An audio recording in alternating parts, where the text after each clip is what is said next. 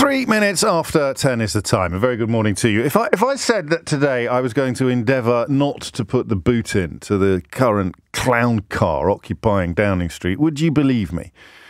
Or rather, would you expect me to be able to achieve the ambition? Or would you think, oh, bless his little cotton socks, he'll try, but I'll give it till 10 past 10 before he starts hurling abuse at the Prime Minister and the current Cabinet, or indeed the last Cabinet. I couldn't tell you who's in the current Cabinet, apart from James Cleverly, who was embarrassing himself. But everyone got a job. Apparently there was a lady brought round a tea tray at one point and was very nearly made Secretary of State for Education. Because, frankly, the talent pool has been drained so completely by the resignations that prompted Boris Johnson's departure. Well, that lasted about 30 seconds, didn't it? I was like, no, well, I'm not putting the boot in. I'm just doing a little bit of comedy about the shallowness of the talent pool that Boris Johnson could draw on when appointing the current Cabinet, the sort of interim Cabinet, if you like. But what I mean by that, what I mean when I say let's not rehearse some of yesterday's programme or revisit some of yesterday's programme, if you're still pretending that Brexit had nothing to do with the situation in Dover, then, you know, good luck and bless your little cotton socks. Oh, and would you like to buy a bridge? If you're still, whatever illusion it is that you're labouring under, I don't want you to feel left out today. I want you to feel part of the programme. So I want to approach the debate, last night's debate between Rishi Sunak and Liz Truss. I want to approach it with a degree of objectivity, if that's possible. And I want everybody to feel welcome. I am yet to meet a cheerleader for either candidate. And by cheerleader, I mean somebody who, you know, really passionately supports Rishi Sunak or really passionately supports Liz Truss. I presume that there are more people in the second camp than the first camp, particularly among the membership. I don't know. I'm just presuming it because her lead now is so big, or certainly for the bookies, who are usually a little more reliable than the pundits and the professional political journalists, because we've got no skin in the game. The bookies, if the bookies get it wrong, they take a financial hammering. I presume there are a few what you might call passionate Liz Truss supporters. I don't know, but I presume there are, and I'd quite like to meet them or talk to them. 0345 60 60973 is the number that you need. And other than that, no big sort of bar to get over. What did you make of it last night? You know, she secured the support of about 50 of her parliamentary colleagues. I mean, a relatively tiny proportion. So it's a fairly grim mandate that she has in the terms of Parliament. She's going to be, if she wins, she's not going to be carried on the shoulders, metaphorically speaking, of her colleagues into the chamber. It's a very strange state of affairs, but it is one that we cannot ignore and we absolutely must talk about, because it is going to involve choosing the next leader of this country, the next Prime Minister. Do you know, last night I did a little double take. Do you ever do this, where you sort of think, I can't be right, can it? Cameron Bay, John. That seems unlikely. So it's going to be the fourth Prime Minister in 6 years, give or take a month. It's going to be the fourth Conservative Prime Minister in 6 years. I was born in the early 70s, and there was that weird run of Wilson Callaghan, the sort of crossover. But the idea of such chaotic politics, such chaotic government, that you're going to be choosing the fourth Prime Minister from the same party in a 6-year period. It means they've got an average. It's a bit of a tricky sum, this, because Cameron, of course, was there from 2010 to 2016. But if you take 2016 as the starting point, they've got, on average, you've got an 18-month tenure for Conservative Prime Ministers. Even football managers generally last longer than that. Even rubbish football managers generally last longer than that. It is quite bizarre. And the conversation, of course, continues to sort of dance around the idea that they're strong and stable, or that they're the party of government, or that they're whatever the phrase du jour may be. So, look, it's 8 minutes after 10. I'd quite like to start a bit early today. I'm still in the holiday zone. I don't necessarily have the wherewithal yet to muster up a blistering monologue at 10 o'clock every single, 10, 11 and 12 o'clock every single day. I'd quite like to start a little early. So do call in and interrupt me if you wish before I embark upon my own analysis of what I watched last night. And I did actually watch it. I was toying with the idea of playing with you. I was going to try and conduct an hour-long conversation about a televised debate that I hadn't actually watched, and I was going to work entirely on presumption and prediction. I was just going to say, well, Rishi Sunak said, and I was just going to presume and guess what he said, working on the principle that he almost certainly would have said that. Or I could do the same with, what's-her-chops, with Liz Truss. I don't know that it would have worked, actually, because as far as I could tell, they didn't say much. They didn't really endorse much. They spent an awful lot of time attacking each other. And that perhaps is the third element of the conversation that we'll have today. So I'm looking for people who support either candidate or who came away from last night's debate with a little bit more warmth towards either Rishi Sunak or Liz Truss. But I'm also interested in your overview of the tone. I mean, yesterday, it's very, very cocky of me. Very cocky of me to confine a conversation to Conservative members, as I did in the final hour of yesterday's show. It means inevitably that the phone lines won't explode in the way that they do pretty much all the rest of the time. I say I literally only want to talk to you if you are a Conservative member or at the very least a lifelong Conservative voter. Because that, to me, gives me insights that, A, I don't have myself, and B, I'm not going to get in the normal run of things. I'm not going to do that today, but I am interested in... I do think it is more interesting to listen to people who have some skin in the game. So you watched that debate last night as someone who either is or could be a Conservative voter. I can't imagine anybody watching that with a sense of pride or excitement. And I could well be wrong, but that's why I just want to sort of zone in on the people whose opinions I'm most interested in. Everybody's welcome today. It's one of those shows where literally anyone can call in. All you got to do is have an opinion about what went on last night.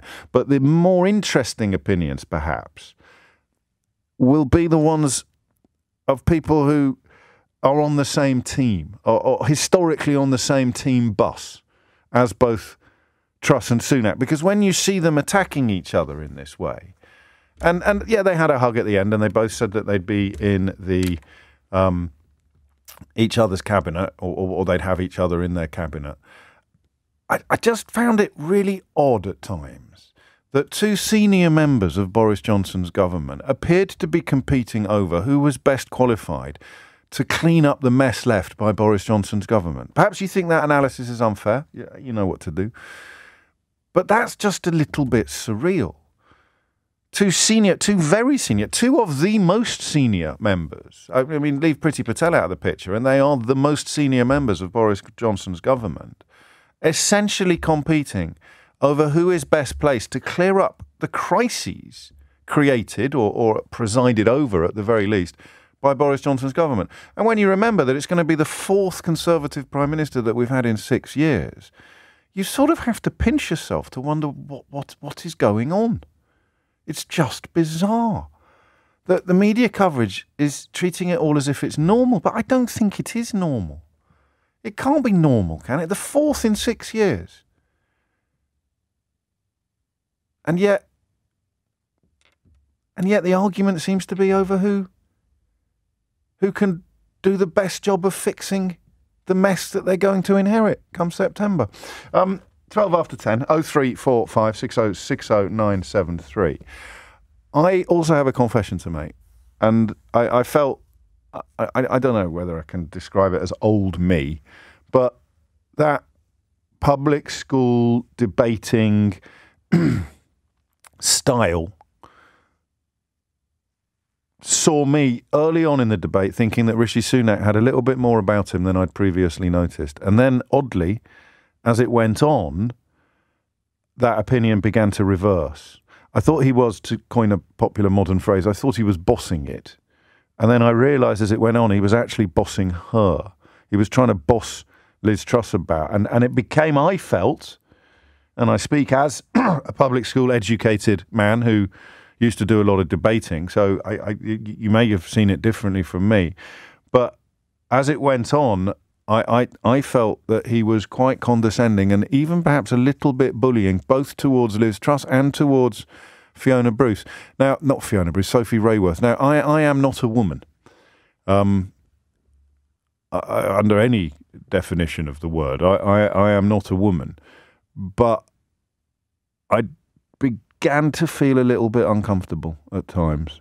And that surprised me because I thought Rishi Sunak was quite mousy and meek.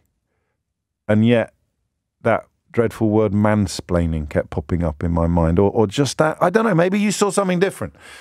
And then on the other side of the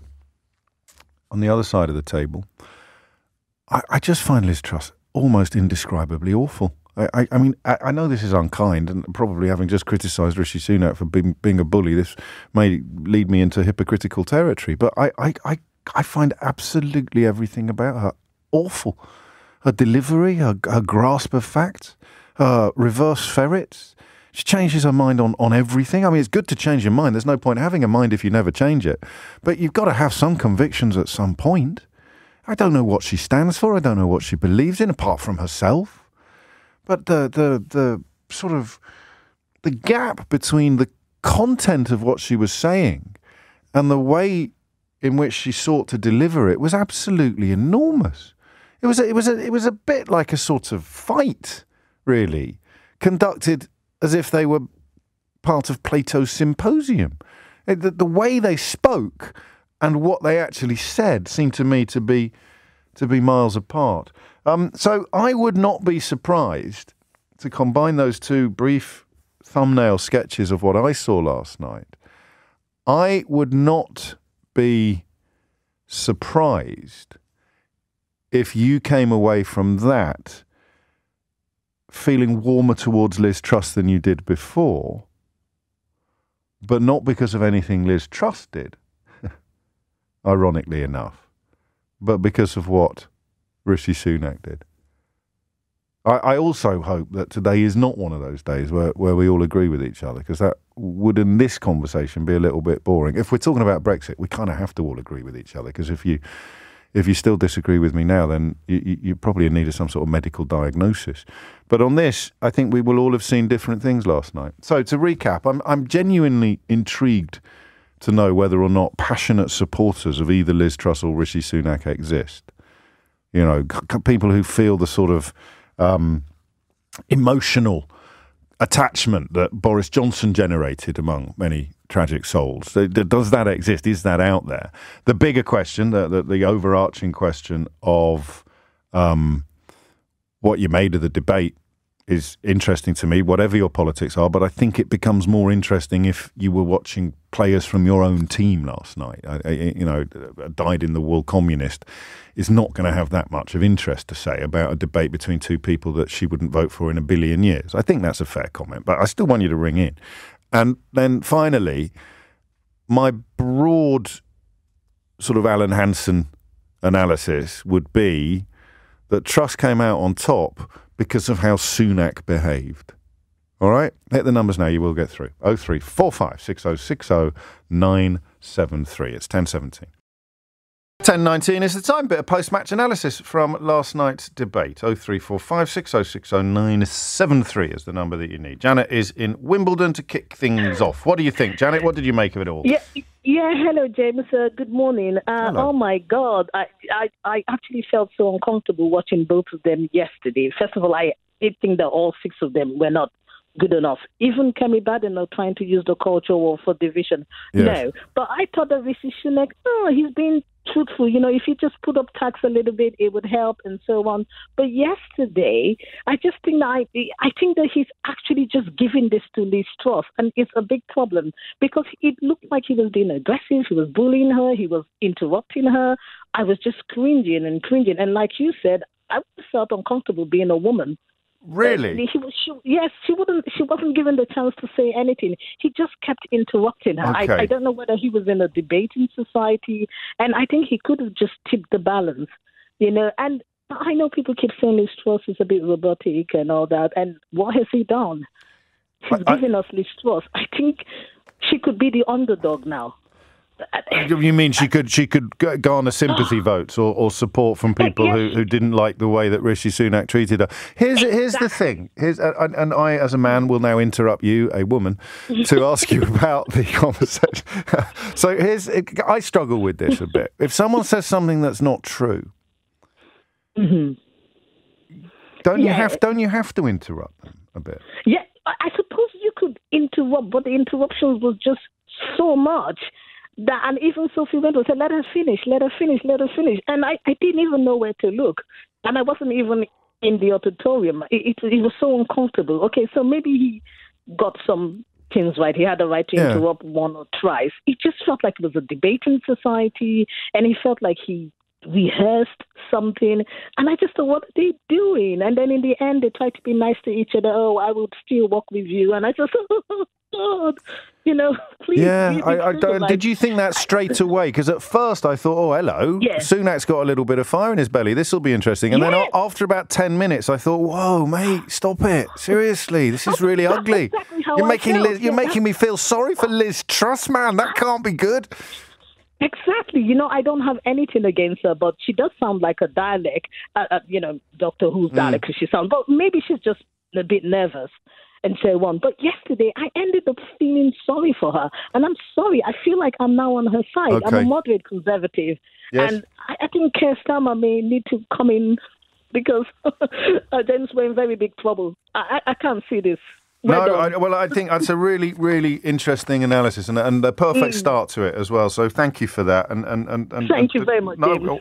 Absolute pleasure to talk to you, Janet. And there it is, a moderate conservative, not really feeling passionate support for either candidate, but coming away feeling warmer towards Liz Truss as a consequence of how Rishi Sunak behaved, which is a little bit bizarre, isn't it? Fergal is in Putney. Fergal, what would you like to say? Hi, James. Nice having you back. Well, thank you. It's nice to be back. Yeah, it's good, and it's good to know that you're not a woman. So establishing just to clear that up. Thank you. Yeah, So that debate was absolutely awful. It was just, get off the fence, man, will you? Jeez. Do you know they didn't touch anything like the most important issues going on? We got an imploding NHS. My partner's a nurse, and the whole system is just collapsing. Yeah, we got people in food banks in Putney. Yeah, we've got energy crisis. We're the sixth largest economy in the world, right? Still, are you sure? This is a criticism of Sophie Rayworth, really, isn't it? Rather than Sunak or Truss. They can only answer the questions that they're asked. Do you know what? She did an absolutely awful job. I disagree with you there. I don't know whether I'm just being chivalrous and gallant, but I thought she actually did quite a good job of herding cats. Oh, herding cats. 2 minutes. They only gave 2 minutes about one of the most important crises facing humanity. The environment. Yeah. Last week, 40.3 degrees, biggest wake-up call. It shouldn't have happened. It happened 20 years early. London was burning. Worst fire since World War II. And they talked about recycling. Let's say they spent 20 minutes. They moved on to earrings. Well, I'll defend that in a moment. But let's say they spent 20 minutes on talking about climate change. What could they have said? Oh, what could they have said? They could have talked about the long-term strategies they need to put into. But they haven't got any. Off. Okay, the Committee on Climate Change has highlighted 70 different issues that they could have been you know that, about. and it's possible that they know that, although it's far from certain. But in terms of what you have to remember, the job they were doing last night, Fergal, was winning the leadership of the Conservative Party and therefore the metaphorical keys to number 10 Downing Street. So while I wouldn't dispute for a nanosecond your contention that the single most important issue facing humanity is climate change, I don't think that spending 20 minutes on it, or an hour on it, or 3.5 days on it would make the blindest bit of difference to the job that they were doing last night, mate. That's the point, I think, that you may have missed. Well, with respect. You're right. The point being is they were talking to the 0.29% of the population who actually vote for them. I mean, technically that's true, but also I think you'd agree that it's not 0.29. Did you just make that number up, or is that the actual figure? No. That's what the figure is. You're good, aren't you? I'll pass that off as all my own work. 0.29%, but it's a much bigger percentage of the country that would not have been engaged by the conversation that you wanted to hear. It's not what you want to hear the future Prime Minister talking about. No, I might. The way they acted was childish. I might, but the country doesn't. Otherwise, we'd be doing a lot more than we do, and you wouldn't have people attacking Extinction Rebellion and Insulate Britain and all the rest of it. So I agree with you. I'd like to have seen more on the environment, but I think there are two reasons why it didn't happen. Number one, they haven't got anything interesting to say. And number two, it wouldn't make the blindest bit of difference to the debate. On to the earrings, because I like nothing more than examining the pearls of wisdom handed down by that great sage of our age, Nadine Dorries. That was important. They had to bring that into. I saw Mason getting gypped for this. I thought Mason and Faisal Islam did a cracking job last night. They reminded me of the two old fellas in the Muppet Show, sitting in the balcony, hurling down. That's awful. That was fantastic. That was the greatest thing I've ever seen in my life. Exactly that. But they have to do the earrings because that's the blue on blue, the tone of the debate. Grandees warning today that we're going to be the nasty party again. You've got people like Norman Lamont and Norman Fowler, all the Normans, Ken Clark, all warning that this is really bad, and that the earrings were an example of how Nadine Dorries, bless her little cotton socks, probably without realising it, was turning the entire party. And then she, of course, got disowned.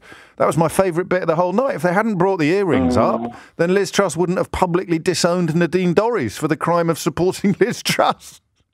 Yeah, but that's just entertainment. Do you know what I mean? It's just garbage. No, I'm sorry. I know. It was entertaining. It wasn't garbage. Yeah. It was entertaining. That's like a 90-second vignette from the whole debate. I take your point. If they'd spent the other 58 minutes arguing about really important substantive stuff with actual policies and ideas, then it would be easier to forgive the distraction of seeing Liz Truss disown Nadine Dorries for supporting Liz Truss. But that was a beautiful moment, I think, in British political history. All right, I'm exaggerating slightly. Fergal, thank you. Lita is in Kensal Green. Lita, what would you like to say? Oh, hi. Hello. My feeling while I was watching it was that there was the reason that Rishi was getting so frustrated. Yes. Was that there seemed to be an imbalance in the amount of time that was being given to them. Really? That they were. Yeah, I thought they're normally very careful. There's usually a stopwatch, someone with a stopwatch sitting in the studio. Well, I kept looking to see if there was that, and I'd love to watch it back and actually try and time it. It seems to me that because Liz Truss takes an awful long time to say nothing, she couldn't be stopped. Because that is a disgrace. How can you say that, Lita? No, but she does. She does. She was prattling on and saying nothing. Yes. So it was very difficult to interrupt her in case she actually did make a point. Yes. And so, whereas Rishi then kind of rattles out, and I did feel that he was kind of talking more kind of facts and trying to get onto issues. Right. But he rattles it out, and so therefore it's almost as if that the person who was leading it, that Sophie, was kind of thinking, right, you said enough, as opposed to giving him the same 2 minutes or whatever the allocation was. I've never thought of it like that before. So if you give them the same amount of time, but one of them has barely said anything in that time because they speak in such a weird way. Yeah. Should you give them the same amount of words? Should we be counting the words rather than the seconds? Yeah, and I would love to kind of watch it back and just see. Although I'm not going to do that because I think that, life's too short, mate. Seriously. Exactly, exactly. But I did come away from it thinking that as it kind of went on, thinking, oh my God, this is going to look like Rishi is, like you say, kind of, interrupting and bullying her, whereas he's just trying to get an opening. I thought he wasn't getting the same opening. So, and how were you feeling at the end? And by the end, I felt that, oh gosh, I think she's come out on top. I think she's won the sympathy vote. And horror. I mean, it is an incredible. If you had to predict what was going to happen, the idea that Liz Truss would come out on top because of how Rishi Sunak behaved would not have been on my bingo card. It really wouldn't. But here we are. No. Oh, Lordy. Or the idea that she could come out on top at all, that she could be the next Prime Minister, is just horror. Anyway, Stop. No, before you go, because I'm on for the news. Have you met anyone who could be described as a passionate supporter of either of them? No. Well, on we go. On we go. Thank you, Lita. I mean this. Someone who would really describe themselves, and I might have some little tests. Perhaps you have a badge or something, I don't know, but someone who really would go, what do we want? Rishi Sunak, when do we want it? Now! Or someone would go, what do we want? Elizabeth Truss, when do we want it? Now! Someone, I'd like, yay! Is there anyone out there? 10:30 is the time. Dominic Ellis is here with your headlines. No, I hadn't thought of this. I haven't read it fully yet either, so I'll just run through it quickly. Yeah, okay. I didn't watch the debate, but I'll recap on it this evening. Regarding your conversation this morning about Rishi Sunak and Liz Truss, would your perspective be any different if he was talking the way that he did to a man? We go on about equal rights for women. By the way, this is from a woman. So why are we looking at Truss as the victim here? They're in a race for the leadership, for God's sake. We want a leader with conviction and opinions. I think they are both terrible candidates, but I fear Truss will be controlled like a puppet by Boris and Jacob Rees-Mogg. The conversation you're having is just telling me that Truss is weak. I say all the above as a woman. Well, I mean, look, to point out the obvious flaw in your criticism of me, perhaps, you are portraying Liz Truss as much weaker than anybody else has by saying that you fear she'll be controlled like a puppet by Boris and Jacob Rees-Mogg. But I think you could probably say that about her if she was a man, if she was a male candidate. So I don't know is the honest answer to that. I did use the word mansplaining. I think I used it wrongly. I don't think it was mansplaining. But yeah, it's a really good point. Would I have felt Sunak's behaviour was obnoxious if it had been a man that he was talking over and interrupting? I certainly think it's possible that I wouldn't have done. I would have felt differently. I don't know whether that's good, bad, indifferent, relevant or irrelevant, but it's important to be honest, and it's a really interesting, thought-provoking point that you make, so thank you. 10:34 is the time. I'll throw that open then. If, like me, you felt uncomfortable at the way Rishi Sunak spoke over and seemed to bully Liz Truss, is the male-female thing relevant there? Is that something you would have felt if Sunak had been up against another bloke? Lizzie is in Brittany. Lizzie, what would you like to say? Oh, good morning, James. Hello. First of all, I'd like to say, hello, can you hear me? Loud and clear, Lizzie, loud and clear. Oh, brilliant. Well, the first thing I'd like to say is to welcome you back. You've been missed. Oh, you're very kind. Although I did enjoy last week because it's interesting to hear other people trying to replace you. Well, some with more success. Who was your favourite? Last week, Wes. Wes Streeting on Friday. Yeah. He's a very impressive young man, isn't he? Well, he's got a very lively mind, as have you. Oh, well, you're very kind, Lizzie. Anyway, back to last night. You may not think my mind is lively because I'm 77. I already do. Go on. Thank you. I listened to the debate yesterday, and I agree with what many people have said, but I look at it in an entirely different way. I'm not looking for a winner out of those two. I'm looking for a PM. Yes. And the PM will definitely be Rishi. He can put his point across. He could deal with anyone on the world stage. He would easily face up to Keir, and I like Keir, so that's a bit of a funny one. No? He's really passionate, and also Liz Truss really is a bit of a non-entity. I don't want to be rude, but she is, because I can't see conviction.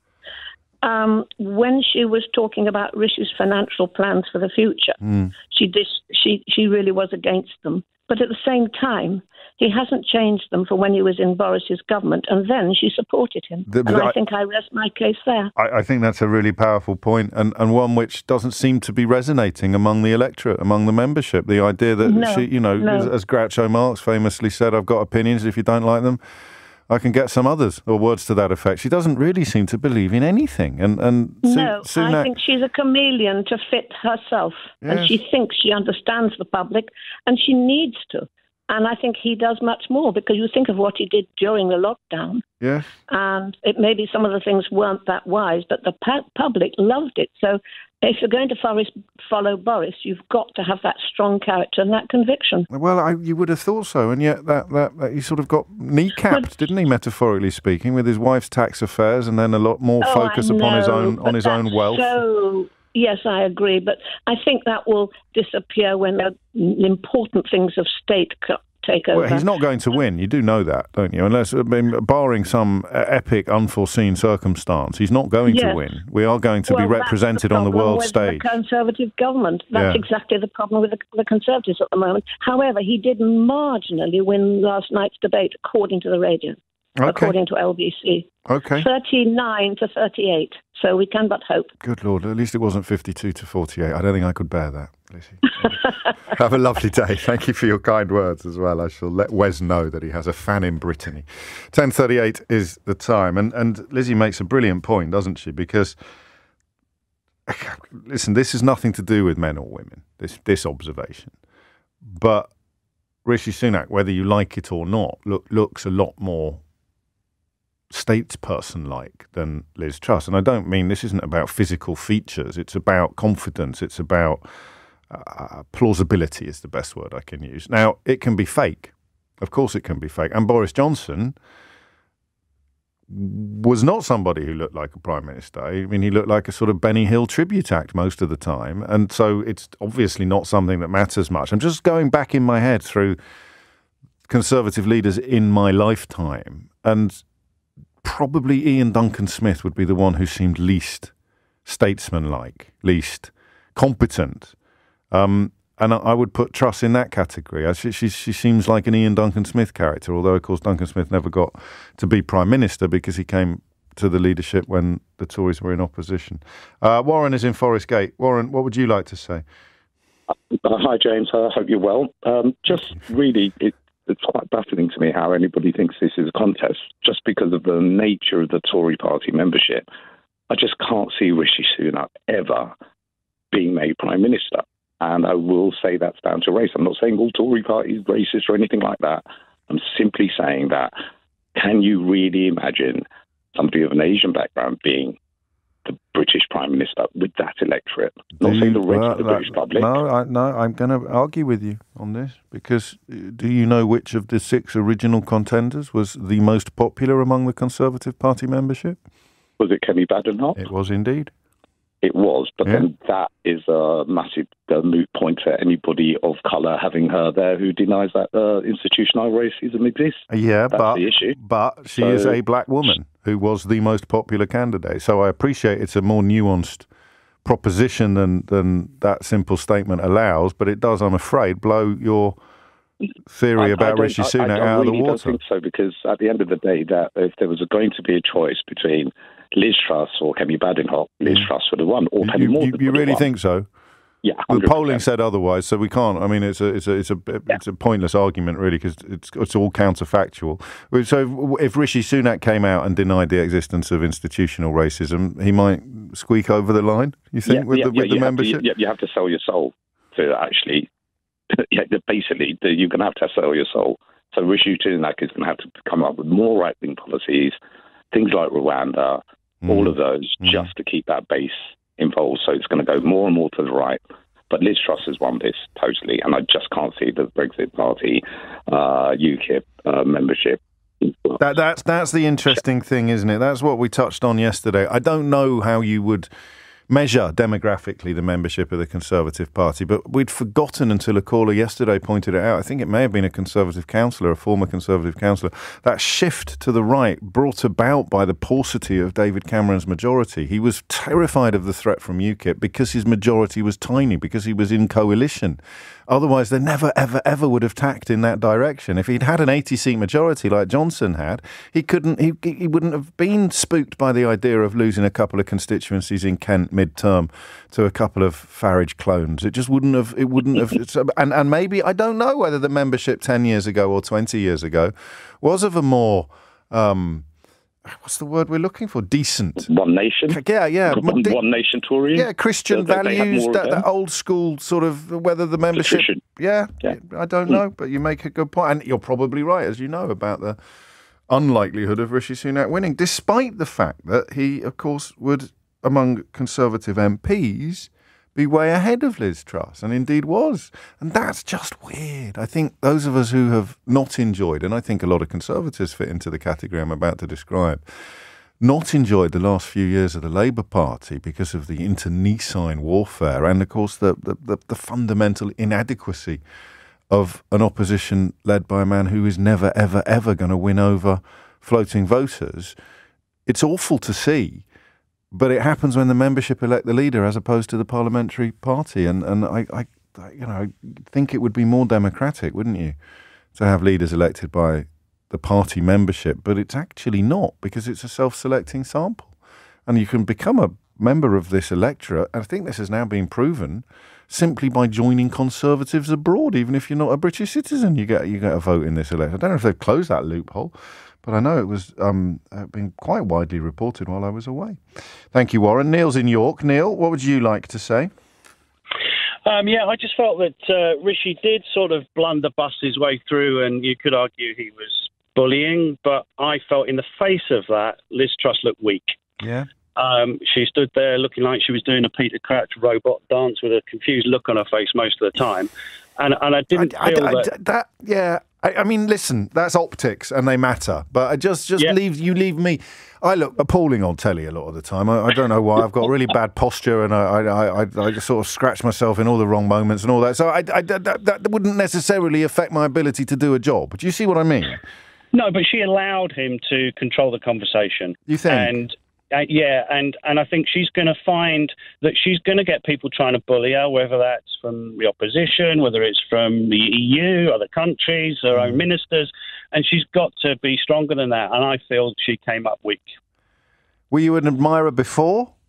No. And are you an admirer of him? Not a passionate admirer, but I felt of the two, I would certainly go with Rishi Sunak. I felt he looked more statesmanlike.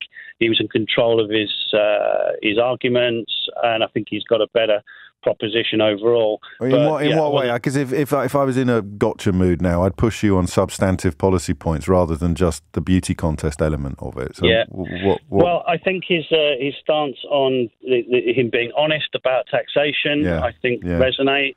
It just seems more palatable to me. She's opportunistic, isn't she? Promising these, and I thought that Faisal Islam picked that apart very, very effectively and very objectively. But we're living in an era where promises made to people that the people making the promises know can never be kept have delivered enormous electoral victories. So Truss is singing from a very familiar hymn sheet, I think. Yeah, she seemed like somebody else said earlier about her being chameleon-like, and I think that's what she's playing to the audience as she feels, the crowd that she feels she's got to sell herself to, and she's saying things that she thinks are going to come across well.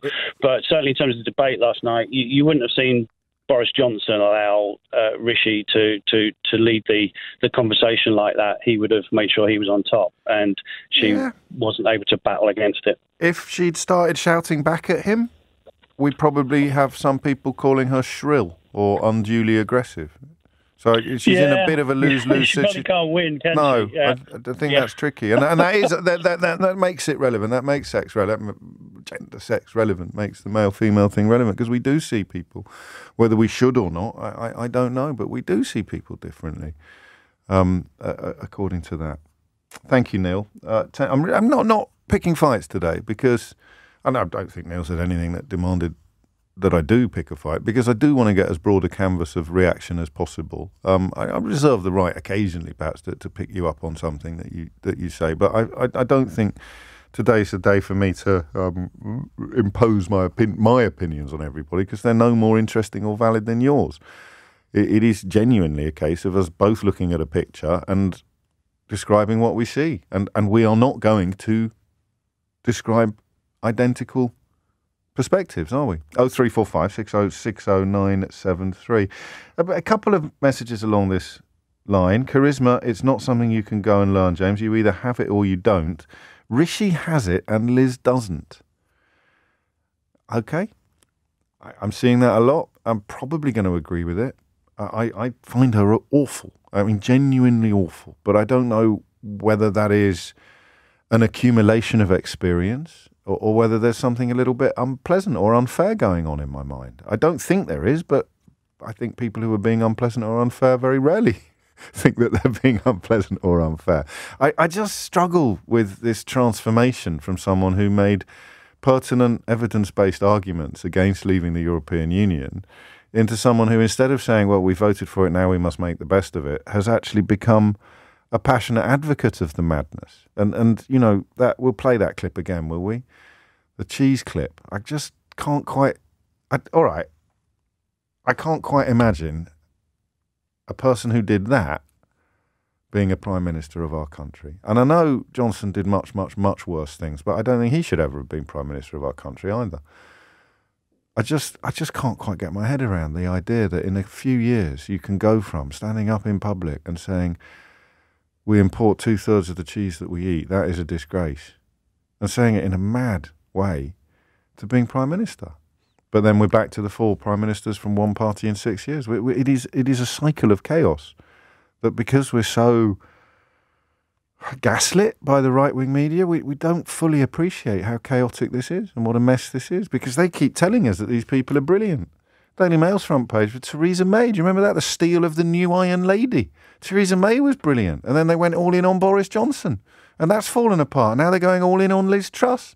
I presume they went all in on David Cameron, did they, back in the day?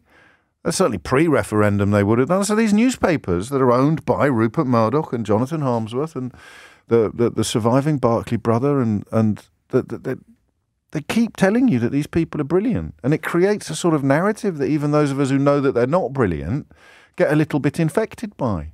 It's like a sort of intellectual osmosis. It can't be that awful. There's a really top-selling newspaper over there saying that they're brilliant. Crazy, right? They're all awful. Cameron, probably the least awful of the last 4. May, awful. Johnson, unbelievably awful. Truss, abysmal. 4 in 6 years. And whoever comes along next, the Daily Mail will be telling you they're brilliant too. Honestly, if they were flogging washing powder, they'd have the trading standards all over them. But they're not. They're flogging Tory politicians. And unfortunately, we don't get to demand refunds. It is 10:51 and you are listening to James O'Brien on LBC, where the search for another Prime Minister, the 4th in 6 years, all from the same party, all essentially the 3 previous ones, all essentially kebabbed in various ways by their own... Let's take a moment actually to reflect upon this. So Cameron wasn't forced out, but his position was rendered untenable by the loss of the Brexit referendum, which was brought about largely by the actions of his colleagues, chiefly Boris Johnson and Michael Gove. So not a stretch to describe his departure from Downing Street as a consequence of his colleagues' intervention, disapproval. Cameron got rid of by his colleagues. Theresa May got rid of by her colleagues. Boris Johnson got rid of by his colleagues.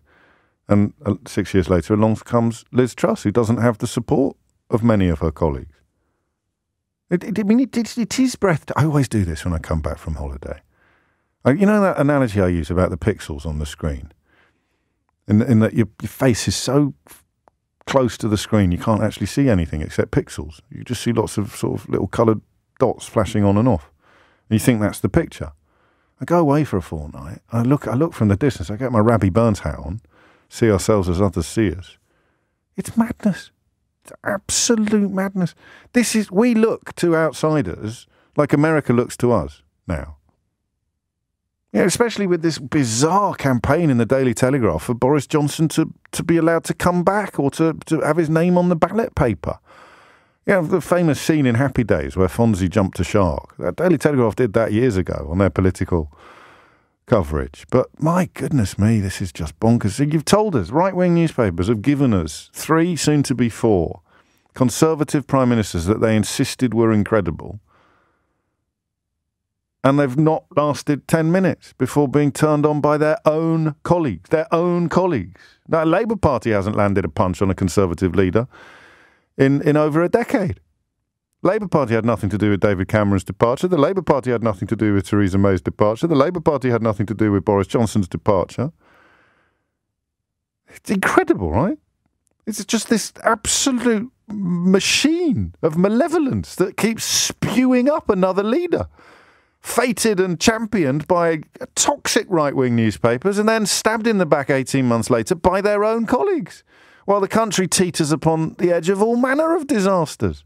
NHS in an absolute state, borders struggling in all sorts of ways. If you are one of the people who's terrified of desperate refugees in dinghies, then you're very cross about the borders. And if you are somebody who's cross about having your freedom of movement abolished, then you're cross about borders as well. We're all cross about bloody borders for various reasons. And some of us can even spell the word correctly, although generally not the ones who are cross about the people in dinghies.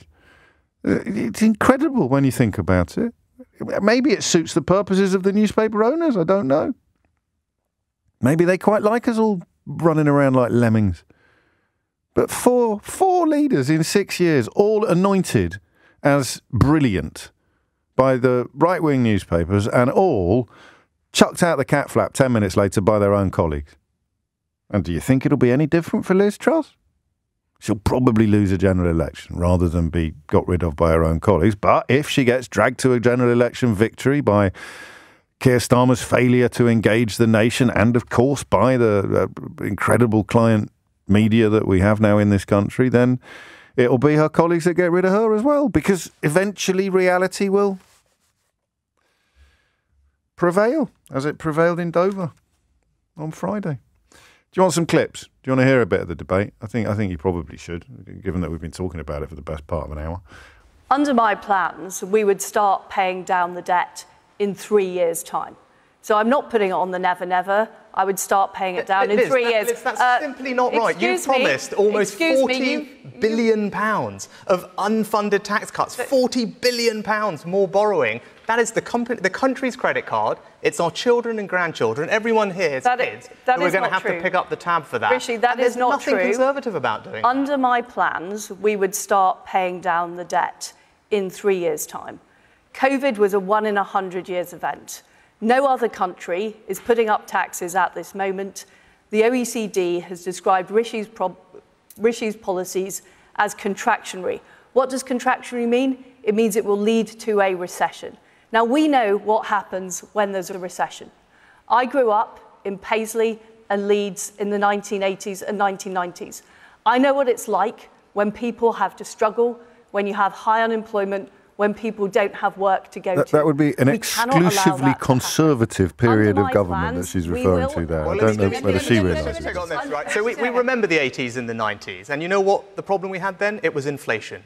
And it's the problem that we have now. It is the single biggest thing that all of you are having to grapple with at home with your bills. And we need to get a grip of inflation, and if we don't do that now, it's going to cost all of you and everybody watching at home far more in the long run. And you know what? Liz, your plans, your own economic advisor has said that that would lead to mortgage rates, interest rates going up to 7%. Can you imagine what that's going to do for everyone here and everyone watching? That's thousands of pounds on their mortgage bill. It's going to tip millions of people into misery, and it's going to mean we absolutely have no chance of winning the next election either. Well, I mean, if you're going on that clip alone, it'd be 4-0 to Sunak, wouldn't it? Wouldn't it? Because it wasn't over the course of the whole hour. I mean, it was, I would say, about 52% Truss, 48% Sunak. Jay's in Winchester. Jay, what do you reckon? Morning, James. Hello, mate. Thanks for taking my call. I've spoken to a few presenters, but never can get hold of you. You're just too popular. It's the big time now, mate. It's the big time now. Don't blow it. What a privilege. I actually phoned in because at the start of the show, you said that you wanted a broad canvas of opinion. The only prerequisite was you'd have had to have seen the debate last night. Yes. But I didn't see it, and so I had to wait a few calls to get through.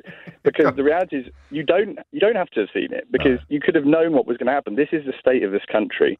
You knew there was going to be no substance. You knew there was going to be empty promises, not substantiated with fact. You knew it was going to be this culture of celebrity, this grotesque sort of reality. It is reality TV, isn't it? It's just been platforming these people for weeks on end. I quite like reality TV. I don't know if we need a better description of it. I mean, it's reality TV. It's rubbish reality TV. I know, but you talk a lot about the client media, and of course they're one of the factors, but society's got a part to play in this, because we don't care about character anymore. You know, Keir Starmer's ambassador is boring, and it seems to stick because we as a society have bought into what is partly the client media's agenda, that we want things to be like him. Interesting, you know, and Liz Truss is just going to say, and you know, whatever she needs to. But we're back to this thing, mate, aren't we? We're back to this bizarre, and I don't know where these people are, but there's bloody loads of them.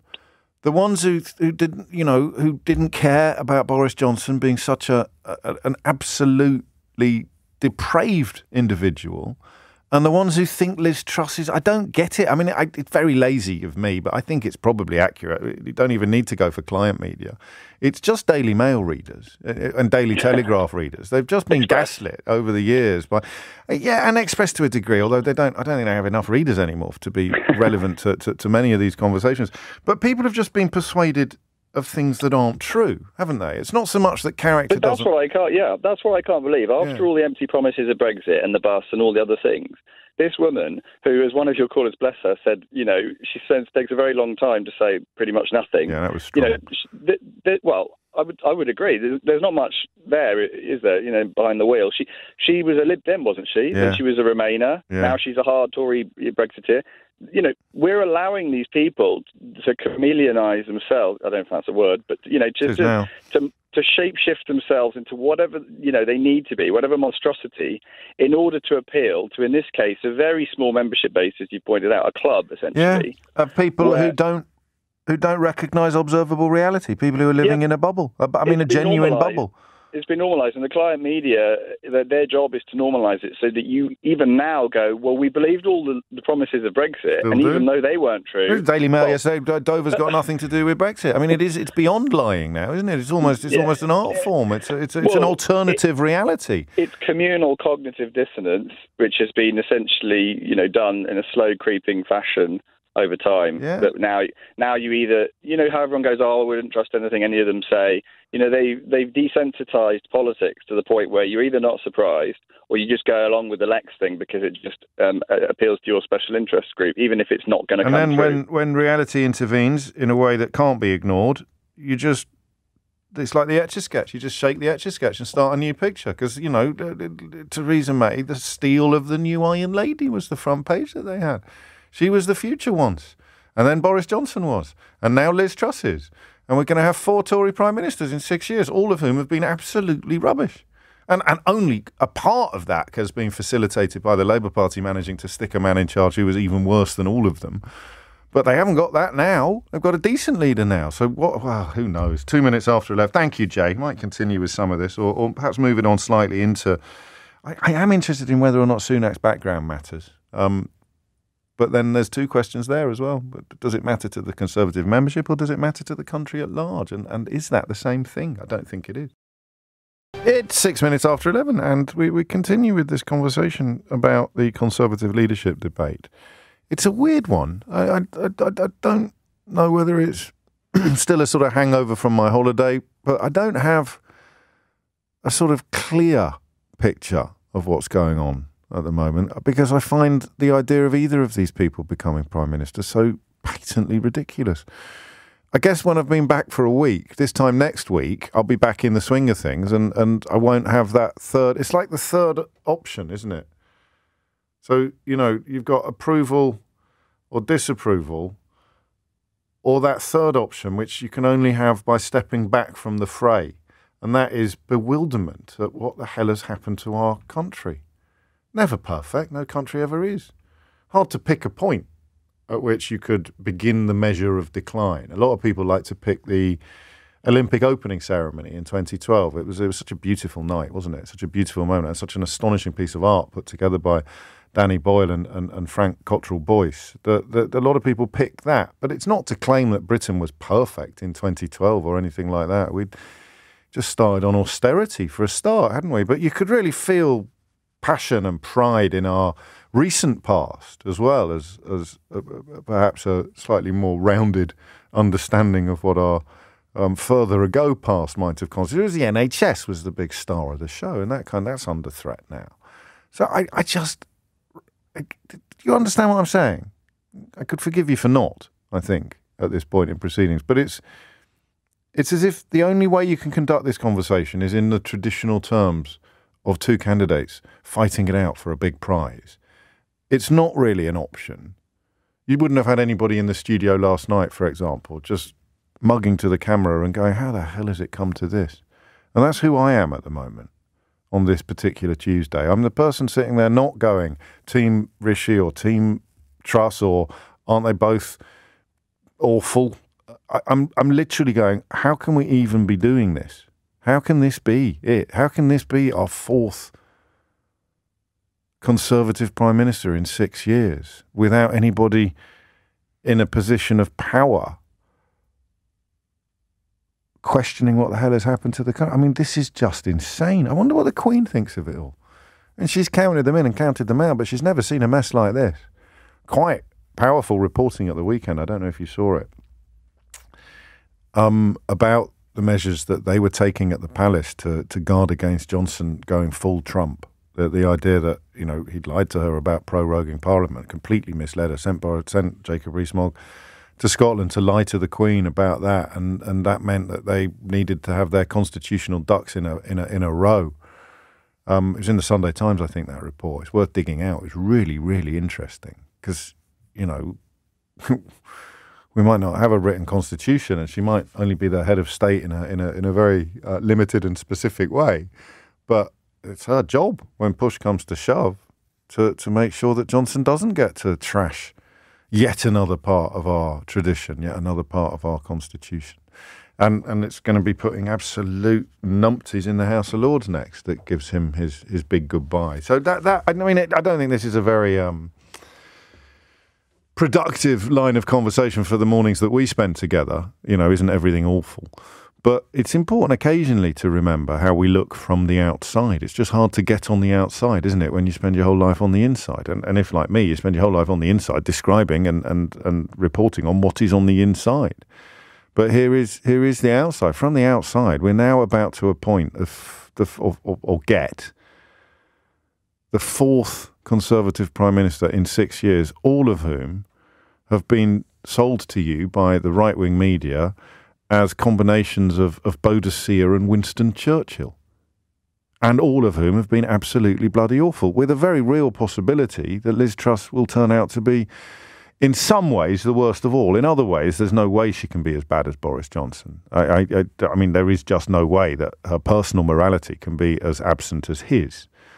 And the impact that has upon his political conduct, that just can't happen, even if Liz Truss turns out to have 100 skeletons in her closet. It is a matter of physical impossibility that those skeletons would be as gross as the ones that Boris Johnson didn't just have in his closet. He had them sitting on his 10-grand sofa and dangling from the golden wallpaper. I mean, it was unbelievable what that man was not only allowed to get away with, but the blind eyes that were turned towards him by people who traditionally claim to care about such matters. But I'm afraid the thought of Liz Truss as Prime Minister is actually terrifying, as one of my texters has literally just written. It's incredible. Get me the cheese clip, will you? Will you get me from yesterday? That is a disgrace, because that is a jerk. I mean, it's a window on her soul, isn't it? And it's a fairly good chance that she hasn't got one. Sally's in Willesden Green. Sally, what made you pick up the phone? Hello, James. Hello, I haven't rung in before, so sorry. I am a little bit nervous. Don't be silly. It's only me. But what I wanted to say is I did watch the debate last night, and what astonished me, particularly at the beginning of the debate, was that Liz Truss never once told Rishi to stop interrupting her and be clear that he'd had his turn to speak and now I am speaking. And she sort of like batted him with her hand, but she didn't stand up for herself. And I think for me, she didn't. That was why he sort of took the upper hand, and he was far more articulate. And she regained some strength later on when she did speak, and she did sort of talk over him a tiny bit. But I just don't understand why she wasn't assertive about that at the beginning. And my only sort of conclusion was that she was slightly like a deer in the headlights. She was a bit stunned that he sort of came on so strongly. And I suspect because he was anxious, he was talking over her, not quite realising that that was, in my opinion, rude and disrespectful. But he was able to get his point across, and I'm not a fan of either, but she appears to me to be less articulate. I mean, to think on her feet is in a way. I think they're chalk and cheese in the context that you're describing. I'm not a fan of either. Yes. Either. I'm not a fan of either. But plausibility is the word I'll go for, because it's not actually a compliment necessarily, is it? But Rishi Sunak is a plausible Prime Minister. Liz Truss just isn't, and yet she's the one that the Conservative membership are going to want. Neither of us are fans of them. Have you met anyone who is? No, I haven't. This is the great search that's on there. We want to find at least one passionate supporter of Liz Truss or Rishi Sunak, someone who would go to the wire for them. It's incredible, right? It is incredible. Yeah, it is incredible. On we go. Well, I don't follow politics enough, and but I just wanted to say that just struck me at the beginning. Yeah, you could. If I was going to be, if I was in a combative mood, I'd say, well, you can't criticise her for her response to his bad behaviour. You should really just be criticising his bad behaviour, shouldn't you? No, I think she needs to stand up for herself. Yeah, fair enough. If you're being bullied or someone's being aggressive, you say no. And in the context of being a prime minister, that becomes quite an important skill set. Yeah, and in the House of Commons, that's central. And I was actually stunned that she just let that happen. I think you're right. I think she was probably taken by surprise. Or she's doing it by numbers. And that wasn't something that they'd prepared for, the idea of Sunak coming out with all guns blazing. Thank you, Sally. A sparkling debut. I always like it when people ring in who sound a little bit surprised to find themselves on the radio. I can't quite believe this. I take that as the greatest compliment of all. It's almost like I've hypnotised you. 0345 6060 973. Oh, my God, I'm on the radio talking to James. Here's a strange text. There's a massive media campaign against Liz Truss, which is just so biased, and I hope it backfires, says Shaf, who clearly doesn't look at the best-selling newspapers in the country, which are pretty much lining up behind Liz Truss. In fact, you can tell they've started calling her by her first name on the front page of the Daily Mail. Liz unveils blueprint to stop strikers crippling UK. Or, if you were to translate it into honest English, it would be Elizabeth Truss unveils plan to deprive workers of hard-won rights and protections. Which is, of course, something the Daily Mail will cheer to the rafters. But Shaf sees a media campaign against her, which possibly means it's time to give your head a wobble. It is 11:16. I've got it. It's like having something stuck between your teeth. I've got this idea of a conversation I want to have on the radio with you, but I can't quite get it into words yet. So it's something to do with that notion of perspective about whether or not, if we could take a great step back from the fray, we would all be just marvelling at the mess that we're in. And of course, those of us who don't want to be in a mess, those of us who are cross about the fact that we've had 4 Conservative prime ministers, or will by the end of the next month, have had 4 Conservative prime ministers foisted upon us in 6 years. We're unpatriotic. Those of us are going, I'm pretty sure we could do better than this, lads. Oh, stop being so unpatriotic. You're lucky it's only 4. We should have 1 a year. It'd be like buses. But here we are. And then I think we'll move the conversation into the backgrounds. I find backgrounds fascinating because, for personal reasons, you may be familiar with if you've listened to the show a bit, but I think I find it even more fascinating than most people do because I'm adopted. So I have this almost a parallel existence of what would my life have been like if I hadn't been adopted. People talk about nature versus nurture a lot, but I just find the idea of who you are, the relationship between who you are and where you came from, absolutely riveting. But I don't know that I would agree with people who say Rishi Sunak is too rich for the job. I don't know that I would agree with you. I might, but right now I don't necessarily think that wealth is a bar from empathy or from understanding issues. But then I kind of, think on Nadine Dorries' bizarre intervention yesterday when she was complaining about the cost of his shoes shortly before it was reported that she has previously boasted about having $6,000 worth of earrings. You know, she said she once said she was cleverer than me because she earns more money than me. And yet yesterday she was attacking Rishi Sunak for having so much more money than Liz Truss. It's almost as if she has absolutely no idea what she's saying, isn't it? Almost. Jonty's in St John's Wood to steer us back to the debate. Jonty, what's on your mind? By the way, James, we did miss you last week. Thank you. That's right. You're very you had a great holiday. I had a wonderful holiday, which I think I remember the bloke, I mentioned this yesterday, bloke in a frozen yoghurt shop in the Peloponnese who would just laugh his head off every time he said the words Boris Johnson. He said it to all his English customers. All his English customers say Boris Johnson, then just laugh his head off. Oh, happy days. I can't get away from it. Was that the only thing he knew? Was that the only English word he knew? No, he had a few other words of English, but that was the one that prompted mirth at all times. Anyway, what did you want to say? Yeah, can I make a couple of points? Yes. Do you mind? Well, we'll see. If the first one's good, I'll let you make another. Yeah, let's see how the first one goes. The first one, my observation, and I'm a natural conservative who's not going to vote Conservative next time. I'll be voting for Starmer, whether Sunak. Well, definitely if Truss gets in, I will be voting for Starmer. It'll be a close run thing with Sunak. And what I really yearn for, and part of the reason why I'm going to be voting not Conservatives, I think the Conservatives need a good period of self-reflection in the wilderness. And I think they need a realignment.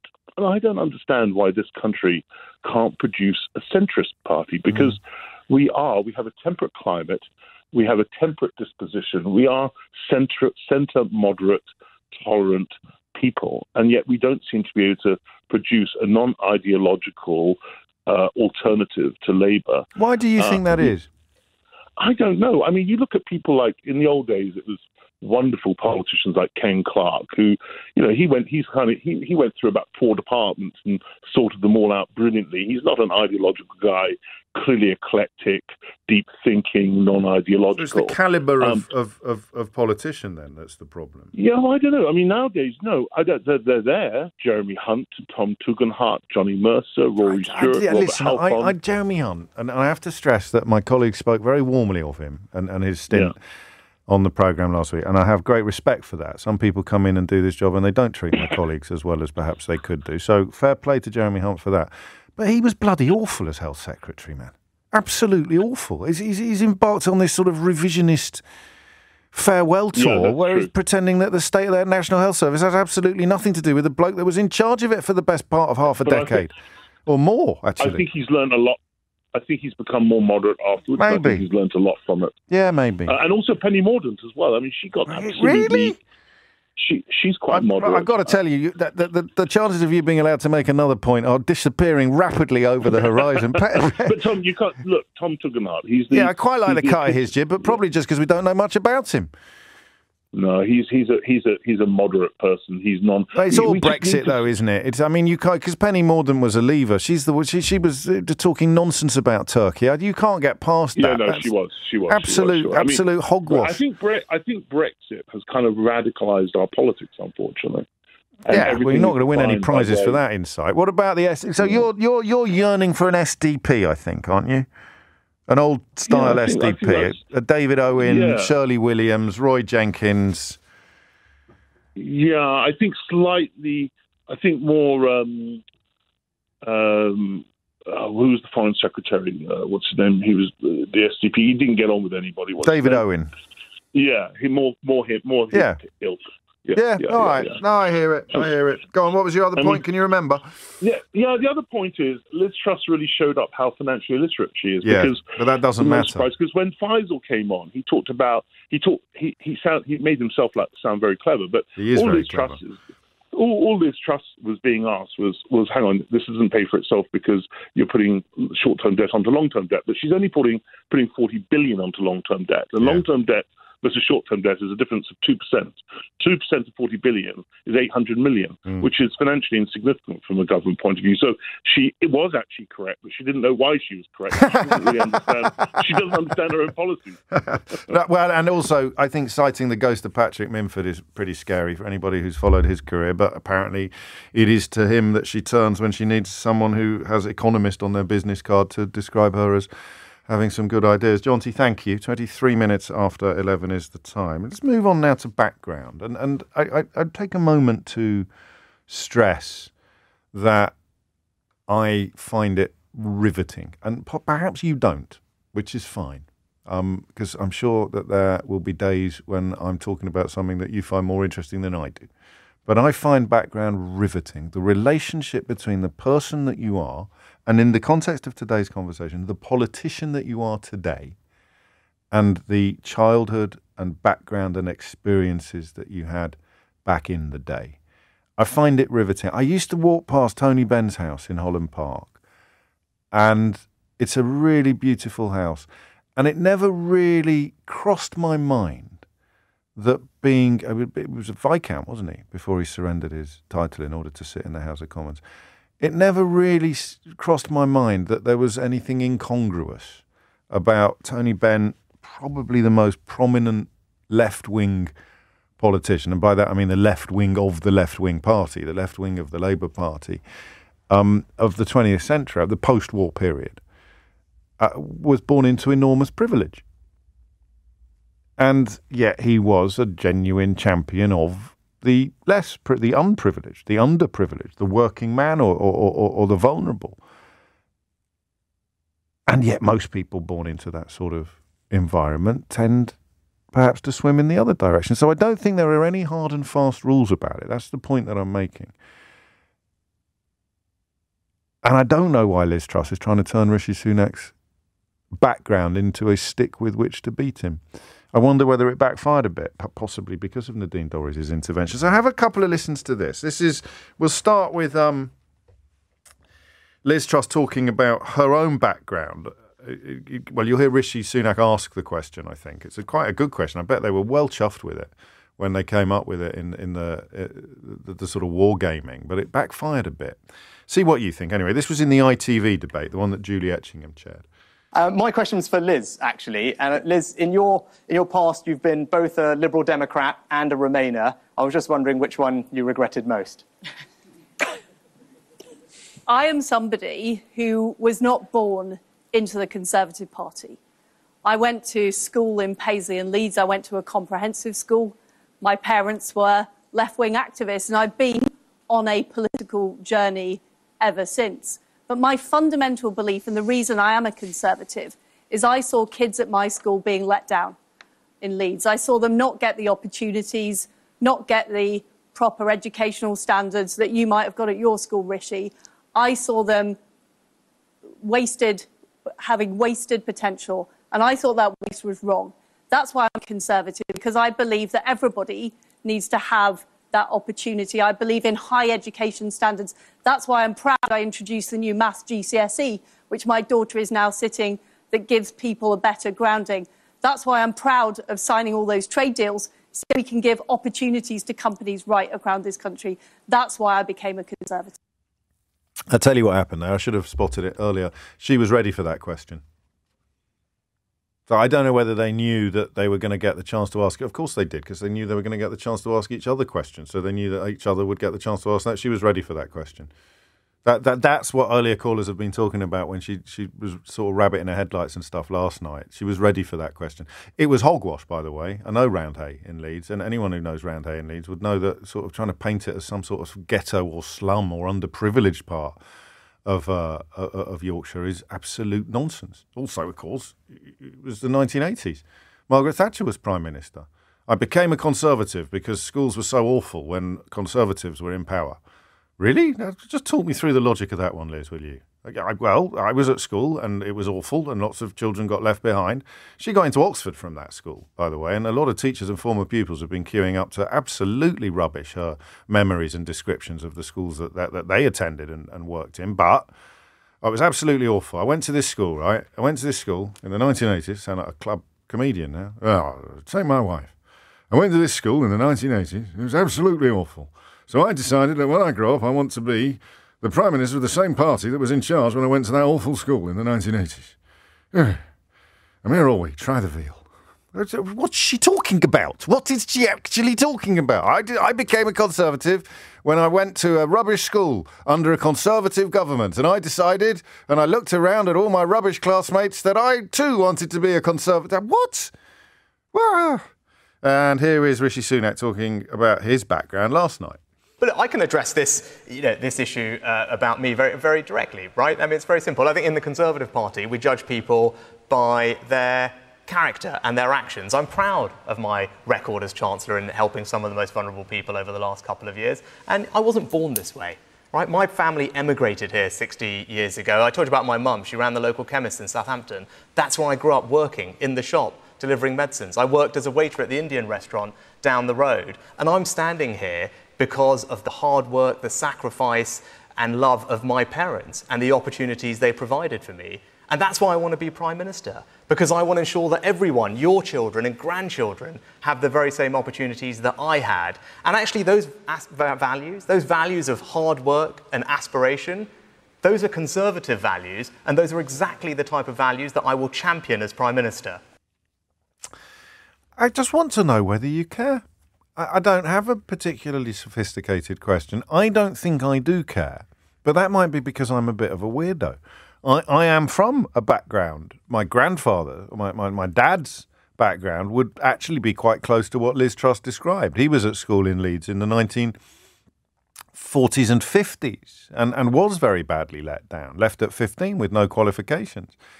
In Leeds, but he sent me to a very expensive school in Yorkshire, which I realised after he died he couldn't really afford. But hey-ho, that's a conversation for another day. So I don't think it matters, but maybe I'm a victim of my own circumstances on that. So do you care? Do you care? Liz Truss appears to be horribly misrepresenting her own background. We can check that. If you went to that school in Roundhay at the same time, you can tell us whether she's telling the truth or not. And Rishi Sunak is owning his privilege, I think, not denying it. He's owning his privilege, slightly romanticising it, but that's his prerogative. A genuine question. I don't do this very often because it can come across as a bit lazy, but do you care? Do you think the backgrounds matter? 0345 6060 973. Rishi Sunak is stinking rich. He's not just well off. He is richy rich. He is super rich, mega rich. I mean, you know, in combination with his wife, he's off the flipping scale rich. But under his own steam, he's absolutely minted. I don't know, and that's why I found that little intervention there so fascinating. That's why I want to be Prime Minister. There's a tiny, tiny little bit of me that thinks, well, if he's already that rich, then maybe he does have a sort of vocation or a sense of... I mean, why would he want to be Prime Minister? And then, of course, you remember it could be vanity, it could be this, it could be that. Give me a call and just tell me whether it matters to you, and crucially, tell me why. 0345 6060 973 is the number that you need. It's 11:31. Dominic Ellis is here now with your headlines. 11:34 is the time. Background. It used to matter enormously in Britain. And, you know, we're still a fairly snobbish country. We're still fairly riven with class divisions. But in the context of a politician or a prime minister, does background matter? Does it matter that Rishi Sunak is... I mean, it's not his background, actually, that we're discussing essentially, is it? It's his epic wealth. Does it matter that Rishi Sunak is as rich as Croesus? And does it matter that Liz Truss appears to have completely misrepresented her own past while attacking his privilege? And look, going to Westminster School is privilege. It's not just his epic wealth. But I mean, who's the last Prime Minister? Cameron, Eton. I think Theresa May probably went to grammar school, didn't she? Johnson went to Eton. Blair went to Fetis, a public school in Scotland. Probably Gordon Brown was the last Prime Minister to go to a, actual comprehensive school. But he was on a really weird thing in Kirkcaldy, wasn't he? He was so bright, Gordon Brown, that he ended up in the sixth form when he was about 13. It was some sort of experiment. I'm sure I'm remembering this right. I apologise if I'm not. There was some sort of experiment underway, of which Gordon Brown was one of the earliest beneficiaries. And it meant, it kind of makes sense when you look at him. You could imagine him being old before his time. But he was so bright that he was on some sort of fast track at school. So I don't think he had what you would call a normal education either. 11:36 is the time. Becky is in Leeds. There it is. What do you want to say, Becky? I think that their background matters as long as they're both cosplaying relatability and marketing parts of their past as something that people can relate to, because it's obvious to... So they make it matter. They make their backgrounds matter by using them as capital or leverage. Yes, I think so. I mean, I actually live on a council estate about 10 minutes walk from Roundhay. Okay. It's one of the leafiest suburbs in Leeds. It has the biggest park in Britain outside of London. It has a brilliant school. Her mum was a university lecturer and she went to Oxford. It's not the kind of background she's trying to portray at all. Why is she trying to portray it? Why is she trying to portray that kind of background? Because I think she thought that her best way of getting in with Sunak would be to appeal to what she likes to think of as common voters, because he is so much more wealthy that she can play relatively middle class in comparison. So it was she's chosen that approach because of who he is, not because of who she is. Yeah, I think so. I mean, I went to school in Scunthorpe. I went to school. I started secondary school 5 years after Liz Truss. Right. I went to a state comprehensive Catholic secondary in Scunthorpe. I went to a sixth form college in Scunthorpe. I then went to college in Hull. I got 3 A's at A-level. I went to university. I don't feel like at that particular time, coming from where I did, was a particular disadvantage. I think children are more disadvantaged by their backgrounds and needs now than when people like me and Liz were teenagers, and that is all to do with Tory rule and the dismantling of the education system. So I find it offensive as well. I'm not even working class anymore because I'm disabled. I'm not working, but I find it offensive. I think it's okay to say background doesn't matter when it doesn't matter to you outside of context, but when it comes down to the biggest cost of living crisis and the fact that so many people, even people that can relate to Liz in terms of background, are now finding they're living in poverty, she's got to scramble to find something to make her relatable because she's just been denying everybody their reality for far too long. What about Sunak's wealth then, for you personally? Does that? I find that difficult. I think it's certainly very suspicious about his non-dove status, but it doesn't surprise me that Tories are wealthy. But there's wealthy and there's wealthy. Sorry? There's wealthy and there's wealthy, or is that a moot point? Yeah, there is wealthy and there's wealthy, but he wasn't the only one. I mean, Nadeem Zawani owned GovPol? YouGov. Up until Sorry? YouGov, that was it. Up until a certain... But that was also humongous amounts of wealth, and up until this... But you bring Sunak's wife into it, and we're talking among the richest people in the world, not just in the country. Does that matter? I think there's a clear conflict of interest when it comes to decision about our own economy. See, here's the thing, right? Can I think out loud? You promise not to laugh at me? I promise. All right. Well, imagine I won the Euro Millions on Friday night, yeah? Yeah. So I've got £119 million in the bank. Mm-hmm. And I decided that, there you go, I'll go into politics now because I don't need a day job. I'll go into politics. Would that £119 million have any bearing whatsoever upon my suitability for high office if I was pursuing a broadly Labour-friendly manifesto of wealth redistribution and slightly higher taxes for higher earners? I'd bring in asset taxes, even though they'd affect. Would that £119 million change your view of my plausibility or electability? I think if you tried to hide it or I'm not hiding where the money had come from, I might not tell my sister, but apart from that, I'm going to keep completely in the open about it. So if I'd tried to dodge tax legally in the past, that would bother you, but not the actual amount of wealth that I've got, or not? No, not the amount of wealth. It just inevitably, when it comes to the obscene amount of wealth that some people have, the background get dodgier and dodgier and past get murkier and murkier. But in theory, if tax was being paid, then however rich I am, there's not a trade-off in empathy, is there, or is there? I mean, because I do think this sometimes. I don't think there's a trade-off in empathy. I think you see a lot less when you're not in that situation anymore. It's an odd ambition to have, to be Prime Minister of a country where you are going to have personal experience comparable to about 0.5% of the population. Yeah, and I think that's really what it comes down to. I look at the leaders of both major parties. I actually think Angela Rayner would probably be the best representation of what more people in Britain are like in terms of our frontline shadow cabinet and government. Yeah, maybe. Thank you, Becky. Strong stuff, and that is it, isn't it? Because I think it's really lazy to think that as your personal wealth goes up, so your capacity for empathy diminishes. But why would you want to be Prime Minister of a country that you don't really live in? Rishi Sunak doesn't really live in the country that most people inhabit. I mean, to a degree, I don't. I don't live in the country that Becky lives in a way. Disabled on a council estate is a million miles away from my experience. Of course, I get the privilege of speaking to people like Becky every day, finding out about their lives and lookouts. But Rishi Sunak? I mean, what country does he think he's going to be Prime Minister of? That may be where background becomes relevant, becomes pertinent. 0345 60973 is the number. I've got two phone lines for you if you're quick.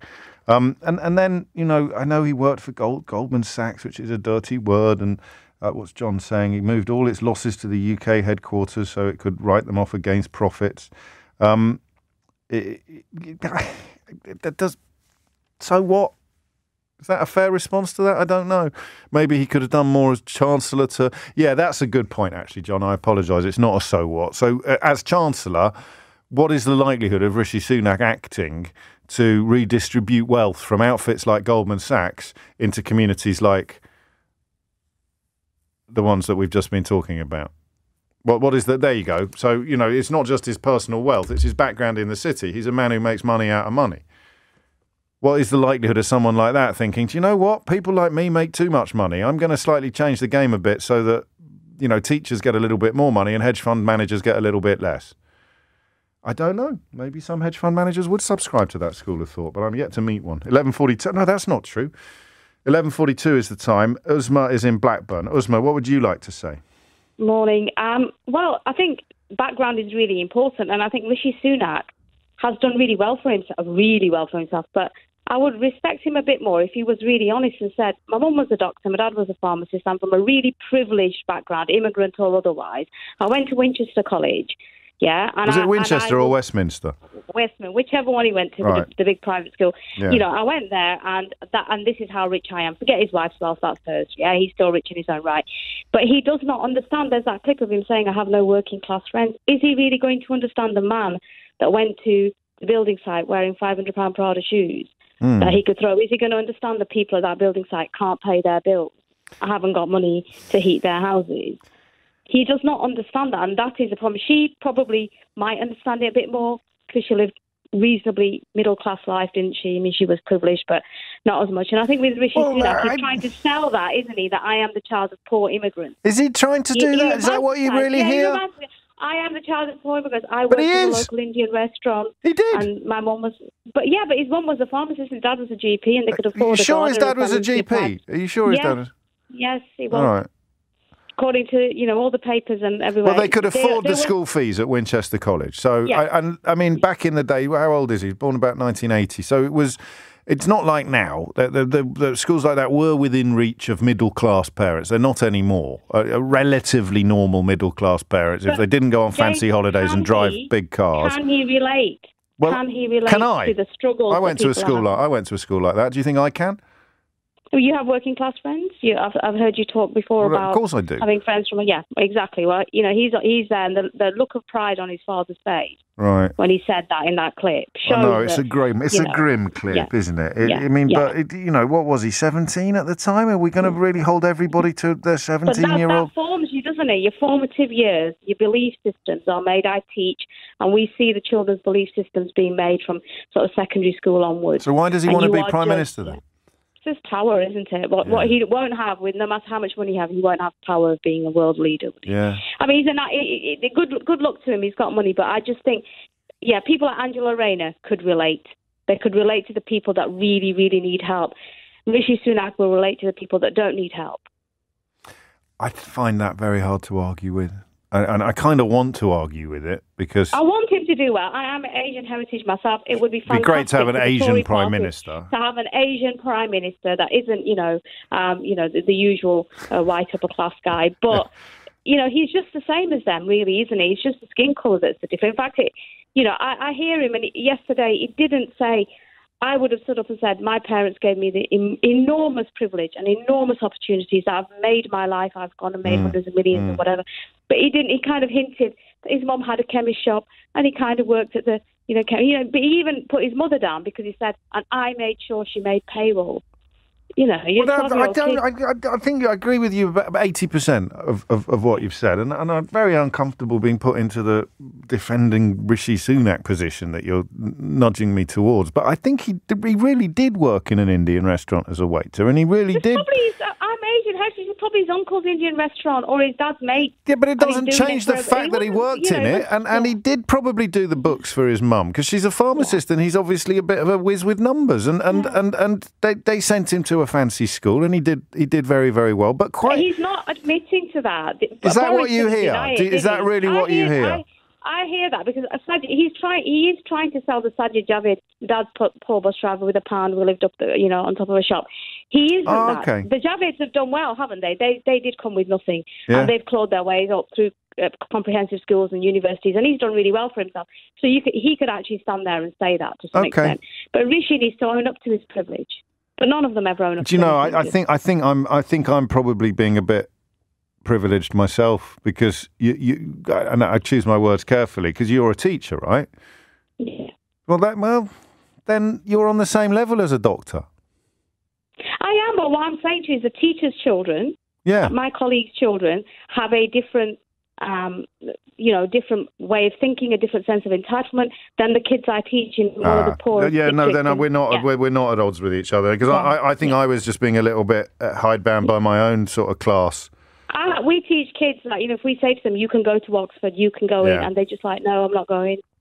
It's just not for the likes of me, miss. It's just not for the likes of me, and that's heartbreaking, isn't it? The sense of entitlement. That enrages kids me. Have it.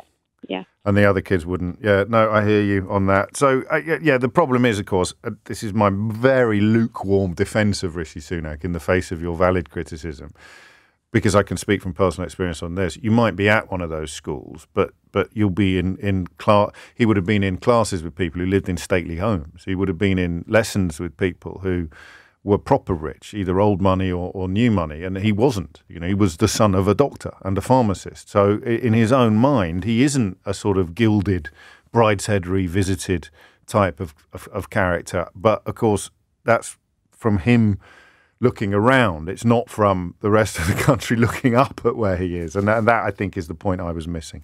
Thank you for being patient with me, Uzma. 10 to 12 is the time. Do you remember that? It was that sketch, wasn't it? It was John Cleese and the two Ronnies and someone else. I looked down on him. I mean, Britain isn't like that anymore.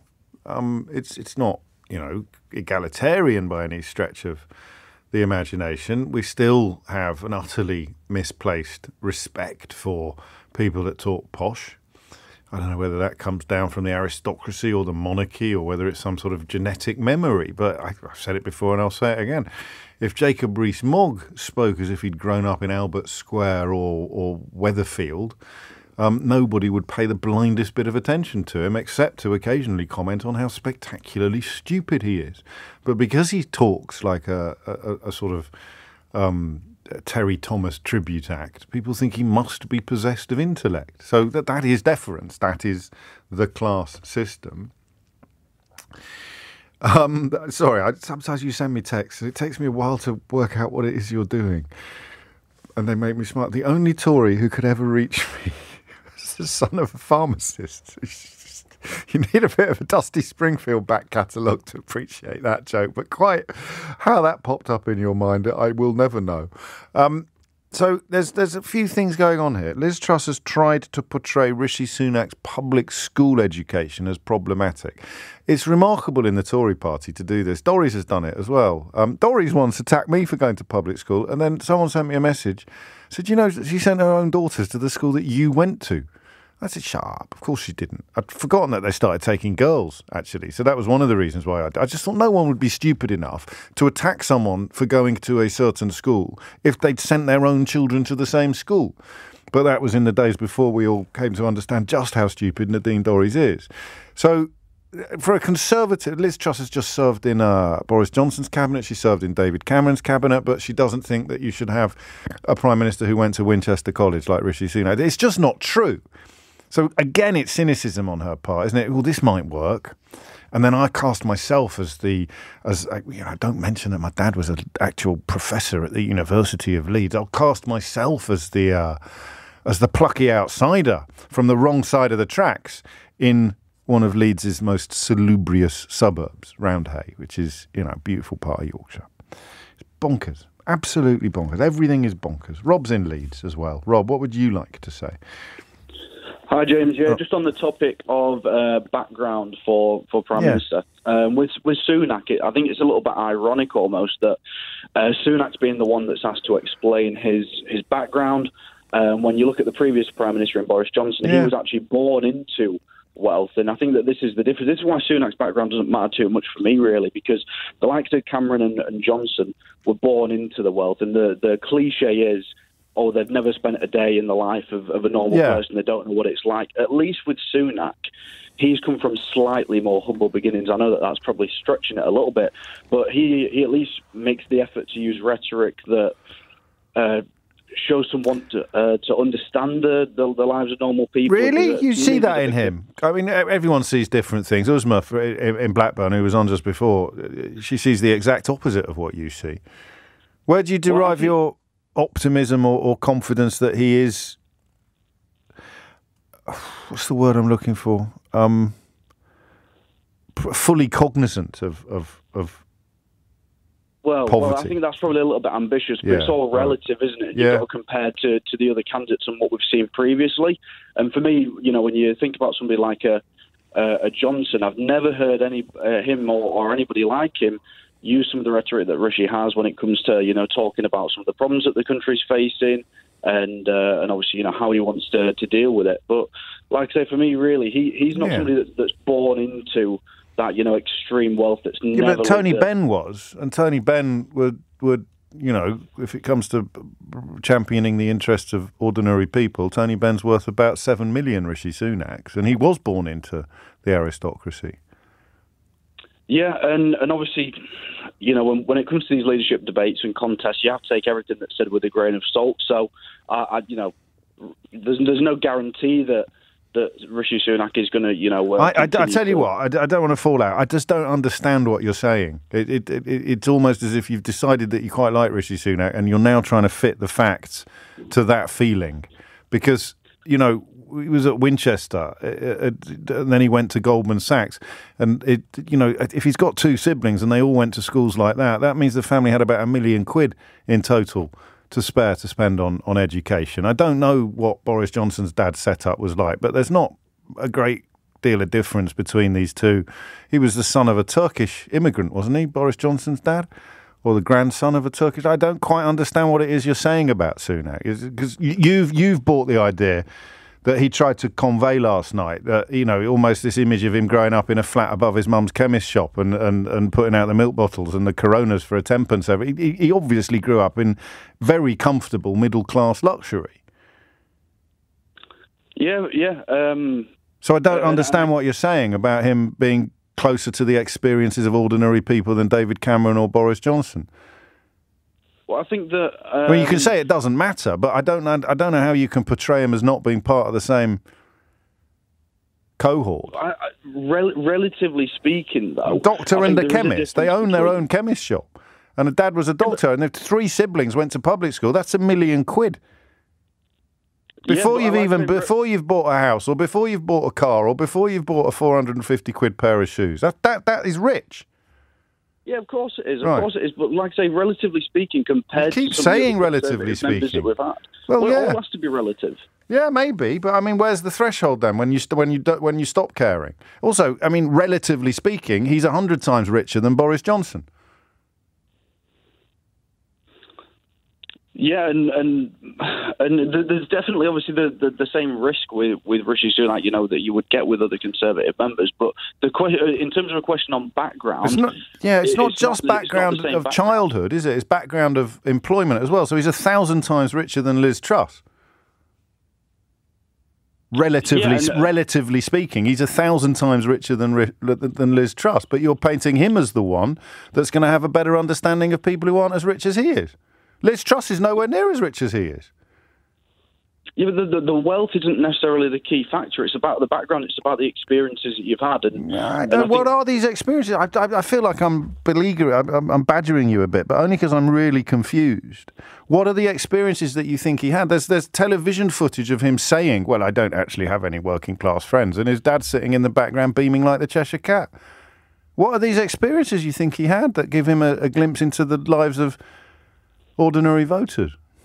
Well, as a young person, doing the numbers for a family business, I think does give you some insight into that. No matter, I mean, obviously, I don't know exactly what the profit margins were in the Sunak family business back in the day. I said I didn't want to fall out, but you're not. There's something not right here, Rob. I don't understand what you mean. Well, I mean, the evidence you're offering up in support of your point just doesn't fit the bill at all. I mean, he's got a glimpse into the lives of ordinary people because he helped his mum do the books for her pharmacy business. How many ordinary people have got a mum who owns a pharmacy business? Well, not many, but I think that kind relatively of speaking. But I think that gives you more of an insight than what a lifetime at Eton and then. But Liz Truss didn't go to Eton. No, but she went to a comprehensive school in Leeds, round the corner from you. Yeah, I know the school. And they're the two contenders that we're discussing here, relatively speaking. So how can you come out, with all of the evidence you've offered up, how can you possibly come out favouring Sunak over Truss? I'll try and pitch it a different way then. Based on what I've seen from both of the candidates so far, when I listen to Truss talk about her upbringing, it seems completely forced. It seems completely fabricated. Yeah, I'd agree with that. With you. At least with Sunak, there seems to be an element of authenticity to it. Even if it is, like you say, romanticised, I can get behind and believe in Sunak a little bit more than what I can with Truss. Okay. I mean, if you're describing that he's telling the truth about his background and she isn't, then we can agree, I think. But the idea that his background somehow gives him better insights into the experiences of non-super rich people is just bonkers. But as I said, we will part as friends. It's 12 noon. 12:03 is the time. It's a weird one, this. It really is.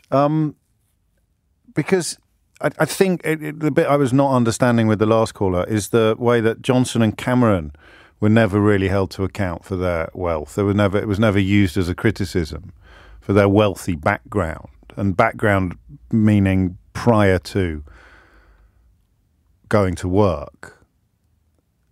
Because Sunak is so Truss is trying to attack Sunak for having a background that is certainly less privileged than David Cameron's, in whose cabinet she served, and probably less privileged than Boris Johnson's. And a few people are ringing in to say that he went to Winchester College on a scholarship, which he didn't. I mean, it doesn't matter to me, but the facts are that he didn't. But looking into it, just to double check on that, the report states that some of his supporters have claimed that he doesn't come from a privileged background by citing this story about him attending Winchester on a scholarship. But he didn't attend Winchester on a scholarship. Channel 4 actually contacted him, and he confirmed that he did not get a scholarship. So his supporters have talked of his humble and modest background. Well, Channel 4 uncovered that clip of him talking about not having any working class friends. There is something weird going on here. Then, to be fair, I think it was the difficulty I'm having in joining these dots together. Why is Liz Truss trying to turn Rishi Sunak's background, not his current wealth, but his background, into something to hit him over the head with when she served in David Cameron and Boris Johnson's cabinet? I think that was the point that I was missing, that the last caller was making. 5 minutes after 12 is the time. Alex is in Edinburgh. Alex, what do you think? Hi, hi, James. Basically, if I can help you bridge the dots here, the point is that she's trying to point at something to say, look, you can't trust this person because they don't, there's no connection. I don't honestly think it's the wealth that's the problem. Right. For necessarily being in that position, they have to have gone to uni and had enough safety nets so that if something went wrong, like a shortage of money, for example, that they had something to fall back on. Yes. By being in this position, naturally, both of them, most MPs and people that are going to be in this, don't have that same experience of suddenly having no other options left. And that is the disconnect with people. And him having money doesn't really change that. It's the fact that, it spurs on this idea that, he's, worked himself up and, it's all, well earned, and that there's nothing in the part of privilege that's helped put him there. I don't think any of us like being told we're privileged, or most of us don't like being told we're privileged, because it sort of robs us of achievement, doesn't it? It's patently ridiculous for some people to claim that they've got where they are today by the sweat of their brow and the skin of their teeth. The schools that you go to, the connections that you have, the mental health that you have as a consequence of the childhood that you enjoyed. All of these things are huge factors in where you end up in life. But no one likes to be told that their efforts haven't led to their rewards. And I think the Conservative Party is very much on this idea that, each person is responsible for their own wealth and their own privilege. And so she can't attack him for his majority of wealth, because that would just demonstrate the Conservative manifesto that he's worked his way up. The only thing she can do is she can attack his past to say, oh, look, he didn't work his way up. He was already had the money, etc. And I think it frustrated me last night in the leadership debate, because a lot of these talking points, even in the British media at the moment, are all about personal responsibility. Yes. It's like this thing from America where, you pull yourself up from in bootstraps. Even the climate change point was so problematic, because it asked, what can individuals do to change policy? And the fact is, it takes the government stepping in with legislation to influence companies, because the individual level, the amount that actually changes climate is so minuscule in comparison. But we're focused, especially with Conservatives, on this idea that they can push themselves and put themselves in this place and get out of it on their own. And I think that that's the problem here, is that they're trying to undermine whether they've done it on their own. And that's the purpose of conservatism, isn't it? To retain the status quo that affords them enormous privilege by pretending that they've got where they are in life through their own brilliance and efforts. Exactly. And again, this is we see the disconnect as people when we see... I'll tell you what I'm struggling with. I'm struggling with what Truss believes then in that case. And it's possible she doesn't believe anything, isn't it? Honestly, from what I saw last night, it doesn't feel like she has any sort of legitimate understanding herself of what it is. She knows that she feels that she deserves it. She feels like she probably does feel like she has come from a less privileged background and doesn't. Again, it tunes out this idea of understanding your own privilege. Yes. It tunes it out because you suddenly think, I have worked so hard, and you don't want to admit that you've had additional advantages that other people haven't had. And so she will, again, they can attack each other for this. It's a question of deserving, isn't it? So they might have had advantages that other people haven't had, but their ideology teaches them that they deserve them. They deserve these advantages. The rich man in his castle, the poor man at his gate. God made them high and lowly and ordered their estate. This is how things are meant to be. It's not a question of what is right and wrong. It's just a question of what is. But why... So in answer to the question of why is she trying to turn Rishi Sunak's background against him, we're overthinking it. We're looking for something that could be described as a principle in Liz Truss's arsenal, whereas in fact she's just thought, well, that might work. Yeah, I think that might work. That might turn people against him. So I'll use it. I don't mean it. I don't believe it. I don't particularly understand it. But if I hit him over the head with his public school education, he might lose a few votes, and that's why it's worth doing. That's it. That's the beginning and the end of the thought process. I think so. If I take it back to when Rishi Sunak was pulled over by the media because he borrowed someone else's car and went over and didn't understand how to scan a barcode. It's about showing that divide, and that idea in there is something that really hurt his numbers, and so she'll have been told, go for this idea. But the reason that was problematic was not because he had money, but because it showed a disconnect from the everyday working person. And so they're just attacking on the idea of, well, we just need to we've seen this works, just do it. Yeah. I honestly don't think the money has anything to do it. And when I was watching, I just literally couldn't care less whether he had an expensive suit or not, because he's got the money to spend. That has no bearing on whether he's going to be a good prime minister or not. It's about his policies and what he thinks and whether he's actually can see where people come from. And I think that their ideas on the way that they're taking on strike action, and they're both adamantly 100%. We are getting rid of strike action for essential services. It's insane because they don't know what it's like to be in a position where they don't have the power to help fix yourself in that situation. That shows a disconnect from everyday working people. And I think do you know what part of the problem here is, at risk of sounding like Noam Chomsky? Yeah. Almost everybody that discusses this for a living is out of touch with what you describe. We all are. Yeah, I agree. I'm going to university, and the only reason I'm still able to go is because I have a dad who is an accountant, and he's helped And if the wheels come off, you can go home. Yeah, exactly. Or you can tap your dad up you can tap your dad up for a few quid. There's no that old thing about when the wheels come off or what oblivion looks like. Nobody knows. No one in politics knows, and hardly anybody in the media knows. It's bizarre, isn't it? Yeah. I mean, most of the country is not living on the edge of oblivion, but they're a hell of a lot closer to it than all of the people vying to run the place. And especially when, we're taught to, hate the people that don't have jobs that have fallen onto the safety net. Absolutely integral part of the process, though, isn't it? You have to hate them because that's where you might end up if you don't play the game.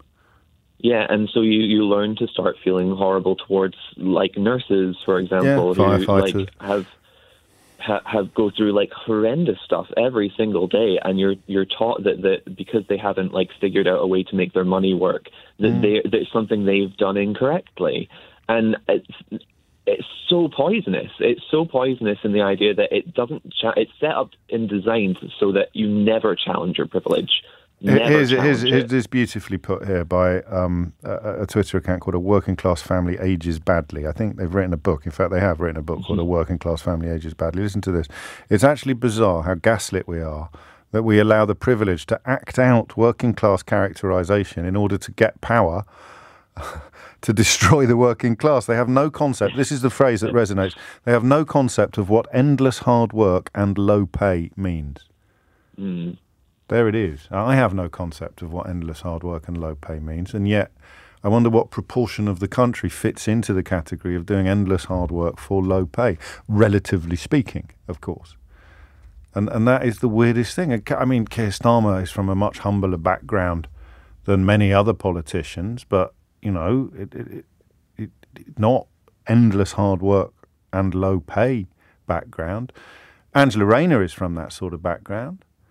Therefore, her name pops up a lot during conversations like this one. But Liz Truss trying to criticise Rishi Sunak for not having a proper grasp of what endless hard work and low pay means, the daughter of a university lecturer. It's just weird. And there it is. I think that was it. Alex helped me to the realisation. It's not about what ideological point is Liz Truss pursuing here. She's not. She just thinks because, you look at You look at someone like Nadine Dorries, who is going, oh, he's so rich, it's awful. Oh, look at my £6,000 earrings. In the same breath. And Liz Truss thinks, well, I suppose if someone like Nadine Dorries is going to get cross with him for being rich, then it might be worth hitting him over the head with his public school background. Just don't mention that Nadine Dorries sent her own children to the same public school as me. It's 12:16. I am determined to double down on levelling up so that everyone has the opportunity to succeed as part of an aspiration nation. Real life quote from one of the contenders to be your next Prime Minister, or undiluted gobbledygook from the fevered imaginations of a human resources manager. I am determined to double down on levelling up so that everyone has the opportunity to succeed as part of an aspiration nation. All right, you don't even need a quiz on this. Sunak or Truss? Yeah, it's Truss all day long. What does she believe in? What does she stand for? I wonder whether there's some positivity to be derived from the fact that as you marvel at this post-2016 skip fire, do we need someone as awful as Liz Truss to be Prime Minister as part of the recalibration process? Somebody who believes in nothing, stands for nothing at all. I don't know. Anyway, background, how important is it? Perry's in Newham. Perry, what would you like to say?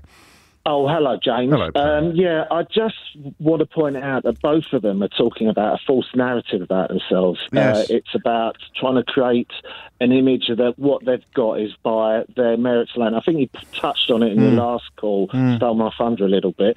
But it's then paints Britain as just being a pure meritocracy, which it isn't. If it's both of them are saying, alluding to their poor and humble backgrounds, when in actual fact they both had quite a privileged background. Why does that work though? This is the bit I don't get. This is why I'm having so much fun on this topic. Actually, my brain is really straining. Yeah. I don't quite get it. Why does this work? I mean, these are the people that think Jacob Rees-Mogg is a stand-up guy. Why are they competing to portray themselves as being from a poor background?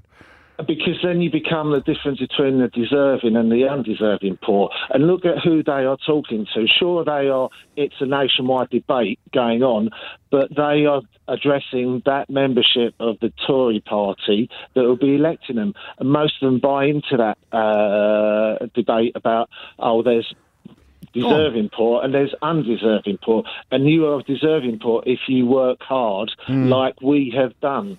So it's the old Thatcherite Tory idea. Yeah, I get that bit. And funnily enough, Keir Starmer in his speech yesterday actually said there's one thing I hear time and time again that worries me more than anything else, and it's this: working people tell me that working hard doesn't pay. They're working harder and harder just to stand still. So Starmer is speaking to some of the stuff that we're discussing, and I understand the distinction between the poor and the deserving poor. But it also hang on, you can't answer a question before I've asked it. Okay. What is Truss hoping to achieve by diluting her own privilege, talking down her own privilege and talking up Sunak's? Because you'd have thought that would appeal to left-wing voters, not right-wing voters, no? Yes, but, it's degrees of how much privilege. And also she is pointing out the obvious privilege of Sunak. He has had. What is it? Winchester College. Yeah. He has enjoyed a whole lot more of privilege than maybe Liz Truss did. But it's only about shades, isn't it? It's about shades of degrees of privilege. Both of them had great examples of it, and I think. But what's she hoping to achieve? I'm gonna just ask. Well, you might not know the answer. I don't. I mean, who is she appealing to? Who are the people that go? Oh, I love the Tories. Doff cap, tug forelock. Down with Rishi Sunak. He went to public school. I don't know who that person is. She's talking to the Red Wall again, isn't she? Is it that simple? But they love Boris Johnson, mate. Yeah, but he was a slightly different character. He wore his privilege on his sleeve all the time. So he was one of these ones that he thought he could talk to anybody. An everyman appeal, isn't it? Yeah, whereas maybe. Liz Truss is trying to separate here, that global elite citizen of nowhere that Theresa May talks about in terms of, that freedom of movement, freedom of finance. That's what she's trying to paint him as. That sort of we're getting there. Financial elite. Yeah, the clouds are clearing. So I mean, it's about gradations of privilege, not necessarily a hierarchy, but just different types. So you want Rishi Sunak. It's not so much that he went to Winchester College, because she sat in David Cameron's cabinet and he went to Eton, and she sat in Boris Johnson's cabinet and he went to Eton. But it's a different type of out of touchness that's at play. 21 after 12. Thank you, Perry. I don't think your thunder was stolen. I think you managed to find a whole heap of it of your own. Is it? I mean, John, you forget the unique nature of Johnson already. He's still Prime Minister, of course, technically, but he's already a bad memory. You forget that he was unique, politically speaking. He could lie like nobody else. He's such a brilliant liar. Utterly, utterly shameless. There were moments last night where Liz Truss was trying the Johnson trousers on. She was, lying and talking nonsense, and it just didn't work in the way that it did for him. Once you've seen through Boris Johnson, it's amazing to watch people who haven't, because his fluency as a liar, his utter disregard for decency, truth, any of those things, spectacular, breathtaking. Truss isn't like that. I don't think she stands for much, and she's clearly not possessed of many principles, but she's not utterly devoid of morality. She's not like a sort of empty box. She doesn't have an empty box where the rest of us have a conscience. I don't know if she's got much by way of conscience or integrity, but there's something there. So you just can't lie as if you believe it as it comes out of your mouth. And then when she went for Sunak's background, this wasn't last night, that was in the last election, the last debate. Who was she appealing to? That's a question I'd like you to answer. Is it just the Red Wall? Are you in the Red Wall? Are you prepared to say, I'll tell you what, James, it's me. I hate people that went to public. See, you're all right, James, but I hate people that went to public school. And I said, well, then, Johnson, what was it about Johnson? This is what I mean about his unique nature. Oh, no, not him. He's all right. Rees-Mogg? Rees-Mogg like a sort of... I mean, Rees-Mogg is like a like what is he? What's he like? I mean, if you asked a sort of Japanese computer to put together what an upper-class Englishman looks like, they'd come up with something like Jacob Rees-Mogg. He's beyond pastiche. He's beyond parody. He's as if he's a toff built by committee. So utterly confected and inauthentic that it's actually breathtaking. But it works. It plays to people. Is that it? I mean, why would Rishi Sunak's background be problematic to someone who doffs their cap at Jacob Rees-Mogg? We haven't mentioned race. Is that going to be part of it? I hope not, but maybe. Steve's in Brighton. Steve, what would you like to say? Hello, James. Hello, first-time caller. Welcome. Big fan. Thank you, mate. It's a subject and a half because it's where you start. And one of the points I suppose I've been thinking about for the last few days since I saw that interview where Richie said, I've got no working-class friends, and his father kind of smirked. Yeah. You know, here's a guy who works in a pharmacy in a part of the country which was not Harley Street. And I'm pretty sure that his father was a national health GP. Yeah, he was. He wasn't in Harley Street earning a fortune. No. And a lot of my family are Irish immigrants, and they came here, and they've done very well. My mum unfortunately married the odd one who didn't do very well, and she brought 4 kids up on her own in a council house on Social Security. Right. So, you know, we had it tough. Yeah. But I kind of look at working class people, and I sort of see some of the people I know as a youngster who've actually been aspirational and achieved against the odds. And most of them have been a little bit sharp and street smart to get themselves out of where they've started. Right. Now, I don't blame Richie for having hard-working parents who sacrificed. No, nor do I. You can't.